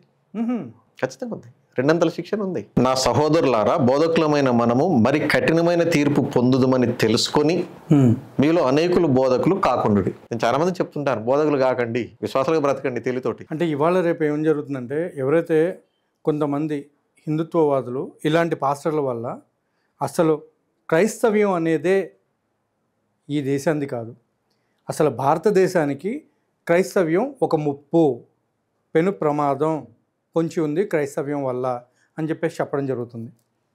హిందుత్వవాదులు అలా చెప్తున్నారు. మరి దానికి మీరేమంటారు? ఇప్పుడు అందుకని ఇందాక మనం ఫస్ట్ అనుకున్నట్టు క్రైస్తవ్యం ముప్పు కాదు, కానీ రాంగ్ బోధించే వాళ్ళ వల్ల ముప్పు. క్రైస్తవం అందుకే మీకు ఇంతకు ముందు అన్నా చూడండి, దేవుడి పక్షంగా నిర్వర్తించేటువంటి ఒక సిస్టమ్ ఇది, యూనివర్సల్గా ఒక దగ్గర సంబంధించింది కాదు. ఇది తెలిసి తెలియక బోధిస్తున్నారు, వీళ్ళ వల్ల ముప్పు. ఇప్పుడు వీళ్ళ వల్ల ముప్పు. ఎందుకంటే ఇప్పుడు నిన్ను వల్ల నీ పొరువాన్ని ప్రేమించు అన్నది ఎగ్జాంపుల్. హ్యూమానిటీ గురించి ఒక నిర్వచనం, మానవత్వం అంటే ఏంటంటే నిన్ను వల్ల నీ పొరువాన్ని ప్రేమించు అన్నదండి. ఇదంతా చక్కటి కొట్టేసి ఇది ఎవరు కాదనలేరు దీన్ని. నిన్ను వల్ల నీ పొరువాన్ని ప్రేమించు, దట్స్ ఎనఫ్. నిన్ను వల్ల నీ పొరువాన్ని ప్రేమించినప్పుడు గొడవ ఉండదు, ఇబ్బంది ఉండదు, నిత్య కళ్యాణం పచ్చతోరణం అవుతుంది కదా, అంతే కదా, ఇక నష్టమే ఉండదు. కానీ వీటి దోచుకునే వాళ్ళ వల్ల, తెలియని వాళ్ళ వల్ల, వీళ్ళ వల్ల అపాయం. కానీ నేను అడిగిన ప్రశ్నకి ఇది సమాధానం అని నేను అనుకోవట్లేదు. క్రైస్తవ్యం అనేది ఇప్పుడు ఇజ్రాయెల్లో పుట్టినటువంటి దేవుడు భారతదేశానికి ఏ విధంగా దేవుడు అవుతాడు? ఇప్పుడు అందుకనే మనం ఇందాక అనేది అంటే ఫస్ట్ ఆదాము అవ్వలను చూసిన దగ్గర నుంచి చూస్తే గాడు తన రెవల్యూషన్ను బయలుపరుచుకుంటూ వస్తూనే ఉన్నాడు మనుషులకి. నేను చేసింది నేనే మిమ్మల్ని, నేనే మిమ్మల్ని, నేనే మిమ్మల్ని, నేనే మిమ్మల్ని, నేనే మిమ్మల్ని, ఈ కంటిన్యూ చేసుకుంటూ వస్తూనే ఉన్నాడు. కంప్లీట్గా అంతా చేసుకుంటూ వస్తూనే ఉన్నాడు. అందుకనే క్రియేటర్ ఎక్కడో ఒక దగ్గర నుంచి ఆయన గురించి సమాచారం తెలవాల్సి ఉంటుంది కాబట్టి ఆ ఇజ్రాయెల్ ప్రజలైన వాళ్ళు కొంత ఏర్పరచుకుంటే మనకు అర్థమవుతాం. వాళ్ళు గొప్పలు మంచులని కాదు. ఇజ్రాయెల్ వాళ్ళే వెలేసినటువంటి యేసు ప్రభు భారతదేశానికి ఎందుకు అంటున్నారు? దాంట్లో కొద్ది మందిని ముందే ప్రభు రాపిచ్చాడు. అందరు వేరు. ఇప్పుడు ఇందాక పొలిటికల్ పవర్ ఉంది, పాలిటిక్స్, రిలీజియన్ సిస్టమ్ ఉంది. ఈ పొలిటికల్ రిలీజియన్ సిస్టమ్ చాలా డేంజర్. ఈ రెండు డేంజర్. అందుకనే పరిచయలు శాస్త్రం అనే వాళ్ళు దేవుడు ముందే చెప్పాడు దీన్ని ఏమని, మీరు ఈ సత్యాన్ని ప్రజలందరికీ చెప్పవలసిన వాళ్ళై ఉన్నారు, మానవాళ్ళందరికీ కూడా అని చెప్తే వీళ్ళు ఏం చేశాడు దాన్ని వాళ్ళ ఇక్కడ మీకు ఒక విషయం చెప్తాను. ఏంటంటే ఇజ్రాయెల్ పిల్లలు ఏమనుకున్నారంటే దేవుడు మా సొంతం అనుకున్నారు. అసలు కాన్సెప్ట్ దేవుడు మాకే దేవుడు, వేరే వాళ్ళకి దేవుడు కాదు అనుకున్నారు వాళ్ళు. ఇక్కడ వాళ్ళు చేసిన మిస్టేక్ ఏంటంటే దేవుడు మా సొంతమే అనుకున్నారు వాళ్ళు. అనుకొని చెప్పేసి అందరిని వెలివేయటం స్టార్ట్ చేశారు వాళ్ళు. యాక్చువల్గా మీకు ఒక ఇక్కడ విషయం, అన్టచబిలిటీ పేరు విన్నారా మీరు? విన్నాను. అది ఎవరు తెచ్చారు అనుకుంటున్నారు భారతదేశానికి? చాలా మంది తెలియని విషయం ఏంటంటే వీళ్ళ వల్లనే వచ్చింది. అన్టచబుల్ అనేది వచ్చింది ఇజ్రాయెల్ వాళ్ళ వల్ల, యూదుల వల్ల. ఇది చాలా మంది తెలియదు, చాలా మంది తెలియదు. వాళ్ళు ఏం చేస్తారంటే అండి, ముట్టుకోరు ఎవరిని, మీరు పాపులు మేము పరిశుద్ధులం అని అవాయిడ్ చేసేస్తారు. వాళ్ళ వల్ల వచ్చింది అది. అయితే దేవుడు ఇచ్చిన మోషే ధర్మశాస్త్రం అట్లా రాయించలే, ముట్టుకోవద్దు అట్లా అది అన్టచబుల్ అని రాయించలే. మీరు వివాహాలు చేసుకునే సందర్భాలు వచ్చినప్పుడు ఒకవేళ అవతల వాళ్ళకి మీరు 12 గోత్రాలు కాకుండా వెళ్ళిపోతే మిమ్మల్ని నా నుంచి దూరం చేసే ప్రమాదాలు ఉంటాయి కాబట్టి ఆ విషయంలో జాగ్రత్త వహించాలని చెప్పాడు దేవుడు. దీన్ని వీళ్ళు ఏం చేశారంటే పరిశీలన శాస్త్రాన్ని వాళ్ళు ఏం చేశారు, దాన్ని వక్రీకరించేశారు. ఓకే, వక్రీకరించేసుకొని మీరు అన్నిలో మీకు దేవుడు తెలియదు, దేవుడు మా సొంతం అని దూరం పెట్టడం స్టార్ట్ చేశారు. ఇండియాకి వచ్చినటువంటి అన్టచబిలిటీ అనేది వీళ్ళ పుణ్యం వల్లనే వచ్చింది, చాలా మందికి తెలియదు. అంటే ఇప్పుడు మామూలుగా ముందు నుంచి కూడా హిందువుల్లో ఎస్సీ ఎస్టీలని దూరం పెడతారు అంటే అది బ్రాహ్మణ్స్ చేశారు, వాళ్ళ వల్ల ఇవన్నీ జరిగినాయి అంటారు. చాలా తెలియని సీక్రెట్ ఏంటంటే బ్రాహ్మణ్స్ వల్ల కాదు, ఇజ్రాయెల్ వల్ల వచ్చింది. చాలా మందికి తెలియదు ఇది. అందుకని వాళ్ళు బైబిల్లో కొర్నేలు అని ఒక వ్యక్తి, పేతురు అని ఒక వ్యక్తి ఉంటాడు. ఆ వ్యక్తిని దేవుడు ఏర్పాటు చేసుకున్నప్పుడు వెళ్ళిపోయి చెప్పాలంటే వెళ్ళడు. ఆ వ్యక్తి వెళ్ళినప్పుడు దేవుడు ఒక దర్శనంలాగా దుప్పటి పండించి దాంట్లో జంతువులను చూపించి కొర్నేలు అనే వ్యక్తి ఉంటాడు వెళ్ళు అని చెప్పినప్పుడు వచ్చినప్పుడు ఆ కొర్నేలు అనే వ్యక్తి సాగిలో పడ్డప్పుడు ఆ పేతురు అనే వ్యక్తి అంటాడు, ఇజ్రాయేలుడికి అన్నిని ముట్టుకోవడం ధర్మం కాదు అని. ఇజ్రాయేలు అన్యులను ముట్టుకోవడం మాకు ధర్మం కాదు అని. ఎంత అంటే మేము టచ్ చేయకూడదు మిమ్మల్ని అనే ఫీలింగ్తో ఉంటారు అనమాట. దేవుడు దాన్ని తీసేయటానికి అందరు నేను చేసిన వాళ్ళే అంటాడు అనమాట. ఇది ఎట్లా వచ్చిందంటే ప్రీచర్స్ వల్లనే. ప్రీచర్సేనండి. నా పరిశీలన తెలియదు ఏంటంటే బోధకుల వల్లనే నష్టం జరుగుతుంది. ఈరోజు భారతదేశంలో ఉన్నటువంటి ఈ క్రైస్తవ మాఫియా అనేసి ఎందుకు చెప్తున్నారంటే ఈ పాస్టర్ల వల్ల అనమాట. అయితే మ్యాక్సిమం ఒక భారతదేశం అంటే నేను ఇప్పుడు మీకు యూనివర్సల్గా ఉంది ఈ సమస్య. ఓకే, నేను మీతో మాట్లాడేదానికే యూనివర్సల్ సమస్య అంతటా ఉన్నారు. ఇది ప్రజలు మోసపోతున్నారు, ప్రజల్లోంచి రావాలి. ఎస్, అదే నేను బ్లైండ్గా పోయి గొర్రెలాగా పోయి బైబిల్ చదవాలి. నేను ఎందుకు అంటున్నానంటే ఇది దేవుడు బోధించగలడు మనుషులకి. ఇప్పుడు ఆయన ఇచ్చిన గ్రంథం ఉందండి, దీన్ని ఆయన బోధించుకోలేకపోతే ఆయన దేవుడు కాదు అంటా నేను. అంతే కదా మరి, ఆయన ఇచ్చిందంటే ఆయన చెప్పుకోవాలి. కొద్దిగా గొప్ప లింక్స్ ఏర్పాటు చేసుకుంటాడు, ఆ పని చేస్తాడు దేవుడు. కానీ ఇది మనుషులు చేయలేకపోతున్నారు. పాస్టర్ వచ్చిండు, మాకు అయ్యగారు వచ్చిండు, ఆయన వచ్చిండు, ఈయన వచ్చిండు. ఇందాక మీరు ఒక మాట చెప్పినప్పుడు ఒక మాట అన్నారు, దేవుడు 10 దెబ్బలు కొట్టమంటే వీళ్ళు 20 దెబ్బలు కొట్టి వీళ్ళ కామవాంఛలు తీర్చుకున్నారు వాళ్ళ దగ్గరికి వెళ్ళి. కానీ దేవుడు చెప్పింది కొంతవరకు మాత్రమే కొట్టండి అని చెప్పడం జరిగింది. కానీ వీళ్ళు ఇలా చేసిన తర్వాత వాళ్ళని కూడా దేవుడు శిక్షించడం జరిగిందని మీరు చెప్పారు. కానీ మరి బైబిల్లో అవన్నీ కూడా ఎందుకు రాయలేదు మరి? చాలా ఇప్పుడు అందుకని కొన్ని ఏరియాలలో మానభంగాలు, యుద్ధాలు జరుగుతున్నప్పుడు, రాజరిక వ్యవస్థలు ఏం చేసినప్పుడు ఇవన్నీ చేసేవాళ్ళు చాలా. అంత దూరం ఎందుకండి, ఇప్పుడు మన బోర్డర్స్లలో కూడా చేస్తూ ఉంటారు కదా, అక్కడ వార్తలు వస్తూ ఉంటాయి. ఈ వీసుడు పోయి అక్కడ చేసినట్ట, అది చేసినట్ట, ఇది చేసినట్టు, ఇవన్నీ జరుగుతూ ఉంటాయి. అందుకని మనుషులు కంట్రోల్ ఇవన్నీ తప్పేసేసి ఆ రోజుల్లో ఇంకోటి ఏంటంటే, ఇప్పుడు జనరల్గా ఏమంటుంటారంటే, జనరల్గా ఎట్లా దీన్ని ప్రజెంట్ చేస్తారంటే, నాగేంద్ర ఇప్పుడు దేవుడు ఆ రోజులల్లో మీకు బెస్ట్ ఎగ్జాంపుల్ చెప్తాండి, ఇదన్నీ మీకు అర్థం కావడానికి. దేవుడు బహుభార్యత్వాన్ని యాక్సెప్ట్ చేస్తాడా చేయడా అనేది జనరల్గా చేయడు బైబిల్ ప్రకారం. మరి పాత నిబంధనలంతా చాలా మంది చేసుకునే వాళ్ళు ఉన్నారు. మీరు చూడండి, దీన్ని ఎట్లా బోధిస్తారు పాస్టర్లు తెలుసా మీకు? అది దేవుడు అప్పుడు ఆ రోజుల్లో అట్లనే కాదు, అందరూ మిస్టేక్ చేశారు, వాళ్ళంతా మిస్టేక్ చేశారు, దేవుని దృష్టిలో అంతా ఫెయిల్ అయిపోయారు వాళ్ళు. ఎస్, ఇది చెప్పరు, చెప్తే మేము తక్కువైపోతాం అనేసి వాళ్ళు అనుకుంటారు, చెప్పరు జనరల్గా, ఇది చెప్పరు. ఇంకా ఎగ్జాంపుల్ మీకు ఏంటంటే, బైబిల్లో సొలొమోన్ అని ఒక కింగ్ ఉంటాడు, డేవిడ్ సన్ సొలొమోన్ అని, మీరు విన్నారు. ఆ సొలొమోను చాలా వృధా ఖర్చు చేశాడు. దీన్ని ఏమని చెప్తారు చాలా మంది తెలుసా? ఆయన గొప్పతనం అంటారు. ఆయన గొప్పతనం మీద అంతా చాలా వస్తువులు వ్యర్థం చేశాడు, ప్రజల మీద భారాలు వేశాడు, పన్నులు వేశాడు, నడ్డిరగొట్టాడు ప్రజల్ని. దీన్ని చెప్పరు, ఇలా బోధకులు దీన్ని ఇటు మలుస్తారు. ఆయనకు దేవుడు ఘనత ఇచ్చాడు, అది వేరు విషయం, కానీ ఆయన ఎంత వేస్ట్ చేశాడు ప్రజల మీద, ఎంత భారం చేసి, ఇది చెప్పరు. ఇట్లా ఉన్నాయి ప్రీచింగ్స్ అంతా కూడా. కంప్లీట్గా నా అనుభవంలో తెలియదు ఏంటంటే, ప్రీచర్సే, నేను ఎవరిని అనను, విశ్వాసులు మంచోళ్ళు అమాయకులండి, విశ్వాసాలు ఈ అమాయకత్వాన్ని వీళ్ళు క్యాష్ చేసుకుంటారు. చాలా విషయాలు నాకు తెలిసి ఇప్పుడు ఐరా మీడియా ప్రేక్షకులు కూడా చాలా అర్థమై ఉంటుంది. అండ్ కొంతమంది ఎవరైతే తిరగమరగబడుతూ ఉంటారు, అంటే అసలు ఉండలేరు, అటు వెళ్ళలేరు, ఇటు ఉండలేరు, అలాంటి వాళ్ళకు కూడా కొన్ని మంచి సమాధానాలు ఈ ఇంటర్వ్యూలో దొరుకుతాయి అనేసి నిజంగా ఆశిస్తున్నాము. ఒక వ్యక్తిని డీల్ చేయలేకపోతే నా అనుభవంలో మనిషికి ఉన్నటువంటి సందేహాల నివృత్తి కానీ, మనిషిని బాగు చేయటం కానీ దేవుడు చేయలేకపోతే ఆయన దేవుడు కాదు. నా అనుభవాన్ని చెప్తున్నాను. ఎందుకు మీకు అంటున్నానంటే, ఒక తండ్రి పిల్లవాడు ఉన్నాడు అనుకోండి, ఈ బంధం కొనసాగాలి, తండ్రి పిల్లవాడి బంధం కొనసాగాలి. ఈ బంధం కొనసాగకుండా తండ్రి ఎక్కడో ఉండేసి నేను మీ నాన్నను దూరంగా ఉన్నాను చేసుకో అంటే కుదరదు.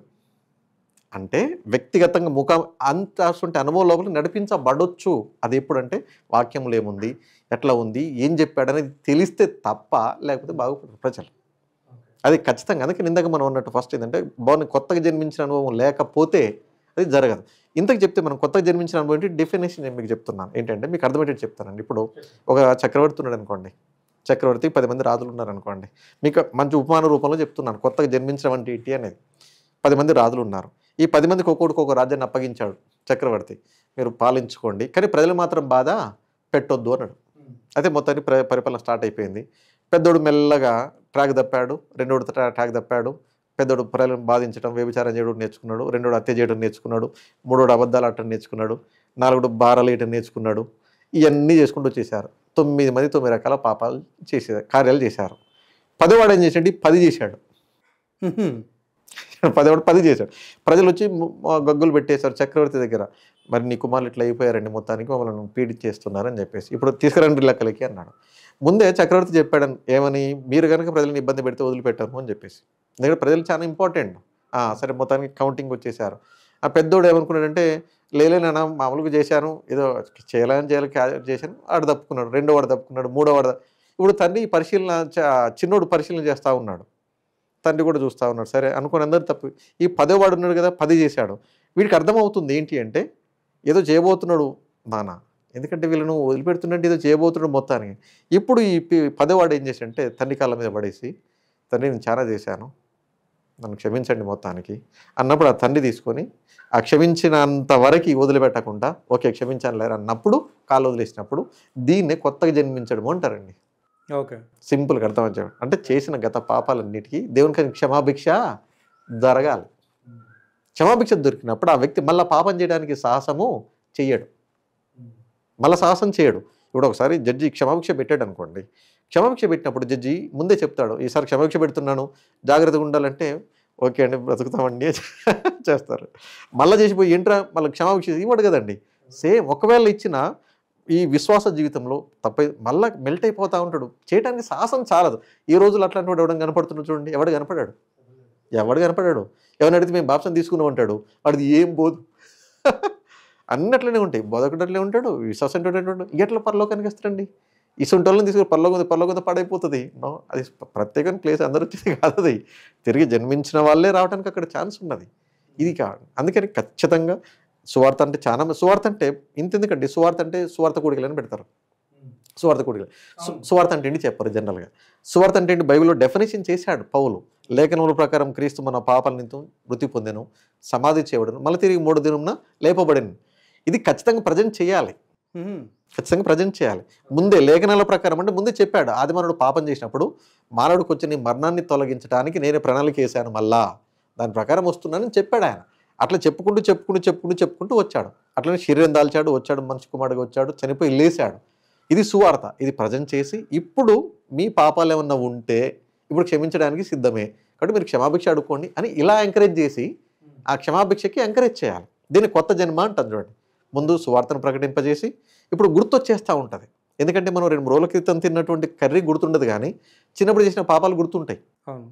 వెంటనే గుర్తొస్తూనే ఉంటుంది. ఇప్పుడు ప్రభు ఓకే రెడీ ఉన్నాడు అని చెప్పేసి ప్రభు క్షమించండి అన్నప్పుడు ఓకే క్షమిస్తాను అన్నప్పుడు ఆ అనుభవం కలుగుతుంది ఒక పాపకి. బైబిల్ ప్రకారం ఒక 3-4 పద్ధతుల్లో కలుగుతుంది ఆ అనుభవం. మేము పాపులు అనేసి చెప్తున్నారు. బ్యాప్టిజం తీసుకుంటే మీ పాపాలన్నీ తొలగిపోతాయని చెప్పారు. మీరు ఇందాక ఆల్రెడీ చెప్పారు, నాకు అర్థమైంది.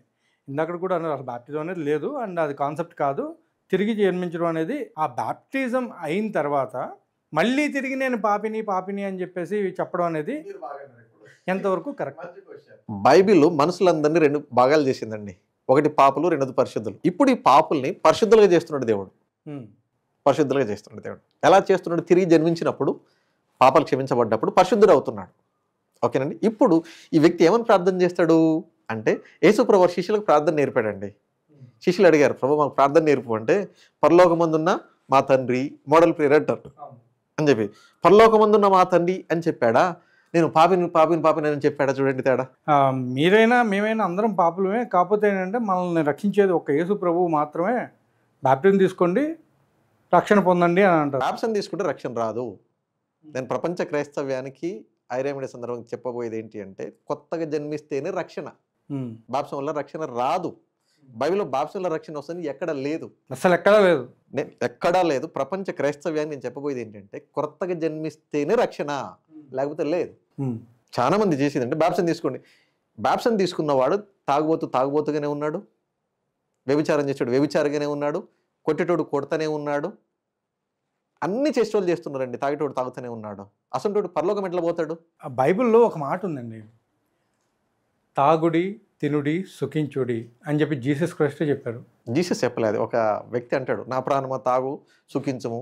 ద్రాక్షరసం సేవించడం జరిగింది అనేది కూడా ఉంది. దీంట్లో 3-4 రకాల వైన్ అని ఉంది. వైన్ రైట్, ద్రాక్షరసం. దీంట్లో 3-4 టైప్స్ ఉంటుంది. అది కూడా ఆయనే స్వయంగా చేసి మరి. ఇప్పుడు నేను చెప్తాను, దీంట్లో 3-4 టైప్స్ ఉంటుంది. దీంట్లో ఏం చేస్తారంటే యూదులు మ్యారేజ్ ప్రోగ్రామ్స్ అయినప్పుడు వాళ్ళు ఏం చేస్తారంటే వైన్ ఇస్తారు. ఇప్పుడు కూడా మామూలు తాగుతుంటారు వైన్స్ అనేది. దీంట్లో ఉంటుంటుంది అనమాట. అయితే యేసుప్రభువారు వివాహంలో చేసేటువంటి మెరకలు అట్లాంటిది కాదు. అది వైన్ కిక్ వచ్చేటటువంటిది కాదు. ఫ్రెష్నెస్ ఉంటుంది యాక్చువల్గా. దీంట్లో 3-4 క్యాడర్స్ ఉంటాయి. యాక్చువల్గా 3-4 క్యాడర్స్ ఉంటాయి. ఇప్పుడు అందుకని మనం ఫ్రెష్ జ్యూస్ చేస్తాం చూసారా, అట్లాంటిది దాన్ని ఎలా చేసాడు కిక్ వచ్చేది చేయాలి. ఛాన్సెస్ లేనే లేదు అసలు మీకు. అసలు బైబిల్లో ఉన్నటువంటి ప్రవక్తలు ప్రతి ఒక్కరు కూడా తాగుబోతులు, తిరుగుబోతులు, దొంగలు, హంతకులు వీళ్ళే ఉన్నారు. వాళ్ళందరూ చెప్పిన మాటలు మేము వినాలా? ప్రవక్తలు అట్లాంటి వాళ్ళు లేరు. ప్రవక్తలు ఇప్పుడు ఎగ్జాంపుల్ ఒక డేవిడ్ ఉన్నాడు బైబిల్లో. డేవిడ్ తర్వాత ఇందాక అబ్రామ్ అనుకున్నాను చూసారా, ఈ అబ్రామ్ డేవిడ్ వీళ్ళే తేల్తారు కొంత. అదే నోవా కూడా ఉన్నారు కదా. నోవా కూడా ఉన్నాడు, కానీ వీళ్ళందుకని నోవా ప్రవచించలేదు. ఏం కూడా నోవా పరిచయం చేయలేదు. సామ్యుయేల్ అట్లాంటి కాదు. చెప్పేది ఒకటి ఏంటంటే బోధకులైన వాళ్ళకి నేను చెప్పేది చాలా భయంకరమైన తీర్పు ఉంది. చాలా భయంకరమైన తీర్పు ఉంది. ఎంత తీర్పు అంటే డేంజర్ తీర్పు ఉంది చాలా. ఎందుకంటే ఒక వ్యక్తి గుడ్డివాడికి త్రోవ చూపించలేడు అని యేసుప్రభువారు అన్నాడు. కాబట్టి బైబిల్ బోధించే వాళ్ళకి దేవుడు ఎలా మాట్లాడుతున్నాడు, దేవుడితో సావాసం చేస్తే ఎలా ఉంటుంది అనే విషయాలు బోధించాలి. కానీ అవి బోధించకుండా భౌతిక విషయాల మీద దృష్టి పెట్టి కనుక బోధించినట్లయితే దేవుడు ఏమాత్రం కూడా క్షమించడం. కాబట్టి బోధకులు అనే వాళ్ళు బైబిల్ పట్టుకొని బోధించే వాళ్ళు ఫస్ట్ ఏంటంటే తిరిగి జన్మించిన అనుభవంలో ఉండాలి. తిరిగి జన్మించిన అనుభవం అంటే పాపాలు క్షమించబడి ప్రభుత్వ క్షమాపణ పొంది ప్రభుత్వం మాట్లాడుకునే సంబంధంలో ఉంటే ఆ వ్యక్తి ఇంకో వ్యక్తికి సాయం చేయగలడు. అది లేకుండా ఇది ప్రసంగం అని ఆ ప్రసంగం అని చేయటం వల్ల ఏమీ ఉపయోగం ఉండదు. మీరు నరకానికి పోతారు, అమాయక ప్రజలు కూడా నరకానికి తీసుకెళ్తా ఉంటారు. కాబట్టి నేను చెప్పేది పాస్టర్స్ కానీ ఫాదర్స్ కానీ వాళ్ళు ఎక్కడ ఉన్నా వరల్డ్ వ్యాప్తంగా ఎక్కడ విస్తరించి ఉన్నా కూడా నేను మీకు చెప్పేది ఏంటంటే నికోదేములాగా మీరు కూడా తిరిగి జన్మించకుండా ఉంటే కనుక తిరిగి జన్మించాలి. చాలామంది ఈ రోజులలో కొత్త జన్మ అనుభవం లేకుండా ఉన్నారు నికోదేములాగా. చాలామంది కొత్తగా జన్మించండి అంటే ఏమనుకుంటారు, బ్యాప్టిజం అనుకుంటా ఉన్నారు. బాప్టిజం తీసుకోవటం వల్ల పాపాలు క్షమించబడవు. అపోస్తల కార్యాలు ఒక దగ్గరే ఆ రోజుల్లో సంఘం ఉనికి లోపలికి రాకముందు బాప్టిజం తీసుకున్న పాపాలు కడిగేసుకున్న స్టేట్మెంట్ ఉంది తప్ప ఎక్కడ కూడా లేదు. బైబిల్ కాన్సెప్ట్ అంతా ఒక్కటే, తిరిగి జన్మించుట అంటే పాపాలు క్షమించబడ్డ అనుభవం ఉండాలి. కాబట్టి మీరు పాస్టర్ అయినా ఫాదర్ అయినా ఏ డినామినేషన్తో నాకు సంబంధం లేదు. ప్రజల జీవితాలు బాగుపడాలి అంటే ఖచ్చితంగా బోధకులు తిరిగి జన్మించిన అనుభవంలో ఉండాలి. ఈ రోజుల్లో చాలా మంది నాగేంద్ర ఏంటంటే గుంపులు ఉన్నాయి, కానీ ఆ బోధకుడు నా పాపాలు క్షమించండి వాడు చెప్పడు, ఈ వీళ్ళు ఇంతకన్నా అడగరు. అసలు కానుకలు ఇస్తున్నాం కాబట్టి మన పాపాలు కానుకలతో పరిహారం అవుతున్నాయి అనుకుంటా ఉన్నారు.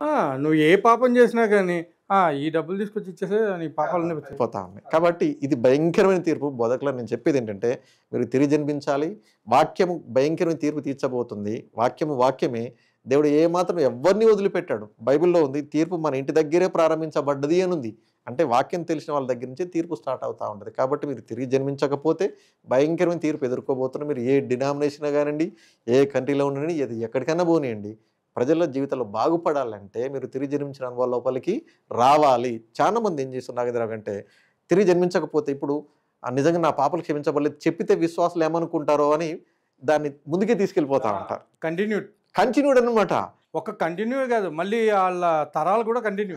లోకమంతా సంపాదించి నరకంలో పోవడం కంటే ఏమిలో కూడా పరలోకి పోవడం మేలు కదా. ఏమిలో కూడా పరలోకి పోవడం మేలు కదా. ఇదంతా సంపాదించుకుని నరకం పోవడం కంటే చాలా మంది బోధకులు ఈ పిచ్చి భ్రమలోకి వెళ్ళిపోయారు. దయచేసి మేలుకు విశ్వాసం నేను చెప్పేది ఏంటంటే బ్లైండ్గా నమ్మొద్దు. మా పాస్టర్ గారని అయ్యగారని బ్లైండ్గా నమ్మితే వాడిపోవడంతో పాటు నేను కూడా నరకాన్ని తీసుకెళ్తాడు.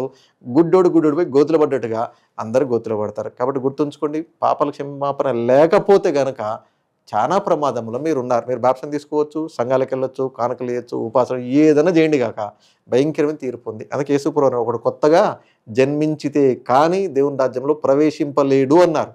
కాబట్టి దయచేసి గమనించండి. ఇది నేను అందరికీ చెప్పాలనుకుంటున్నాను. విన్నారు కదండి, ఇది ఈరోజు మన వినోద్ గారితో జరిగినటువంటి సూపర్బ్ ఇంటర్వ్యూ.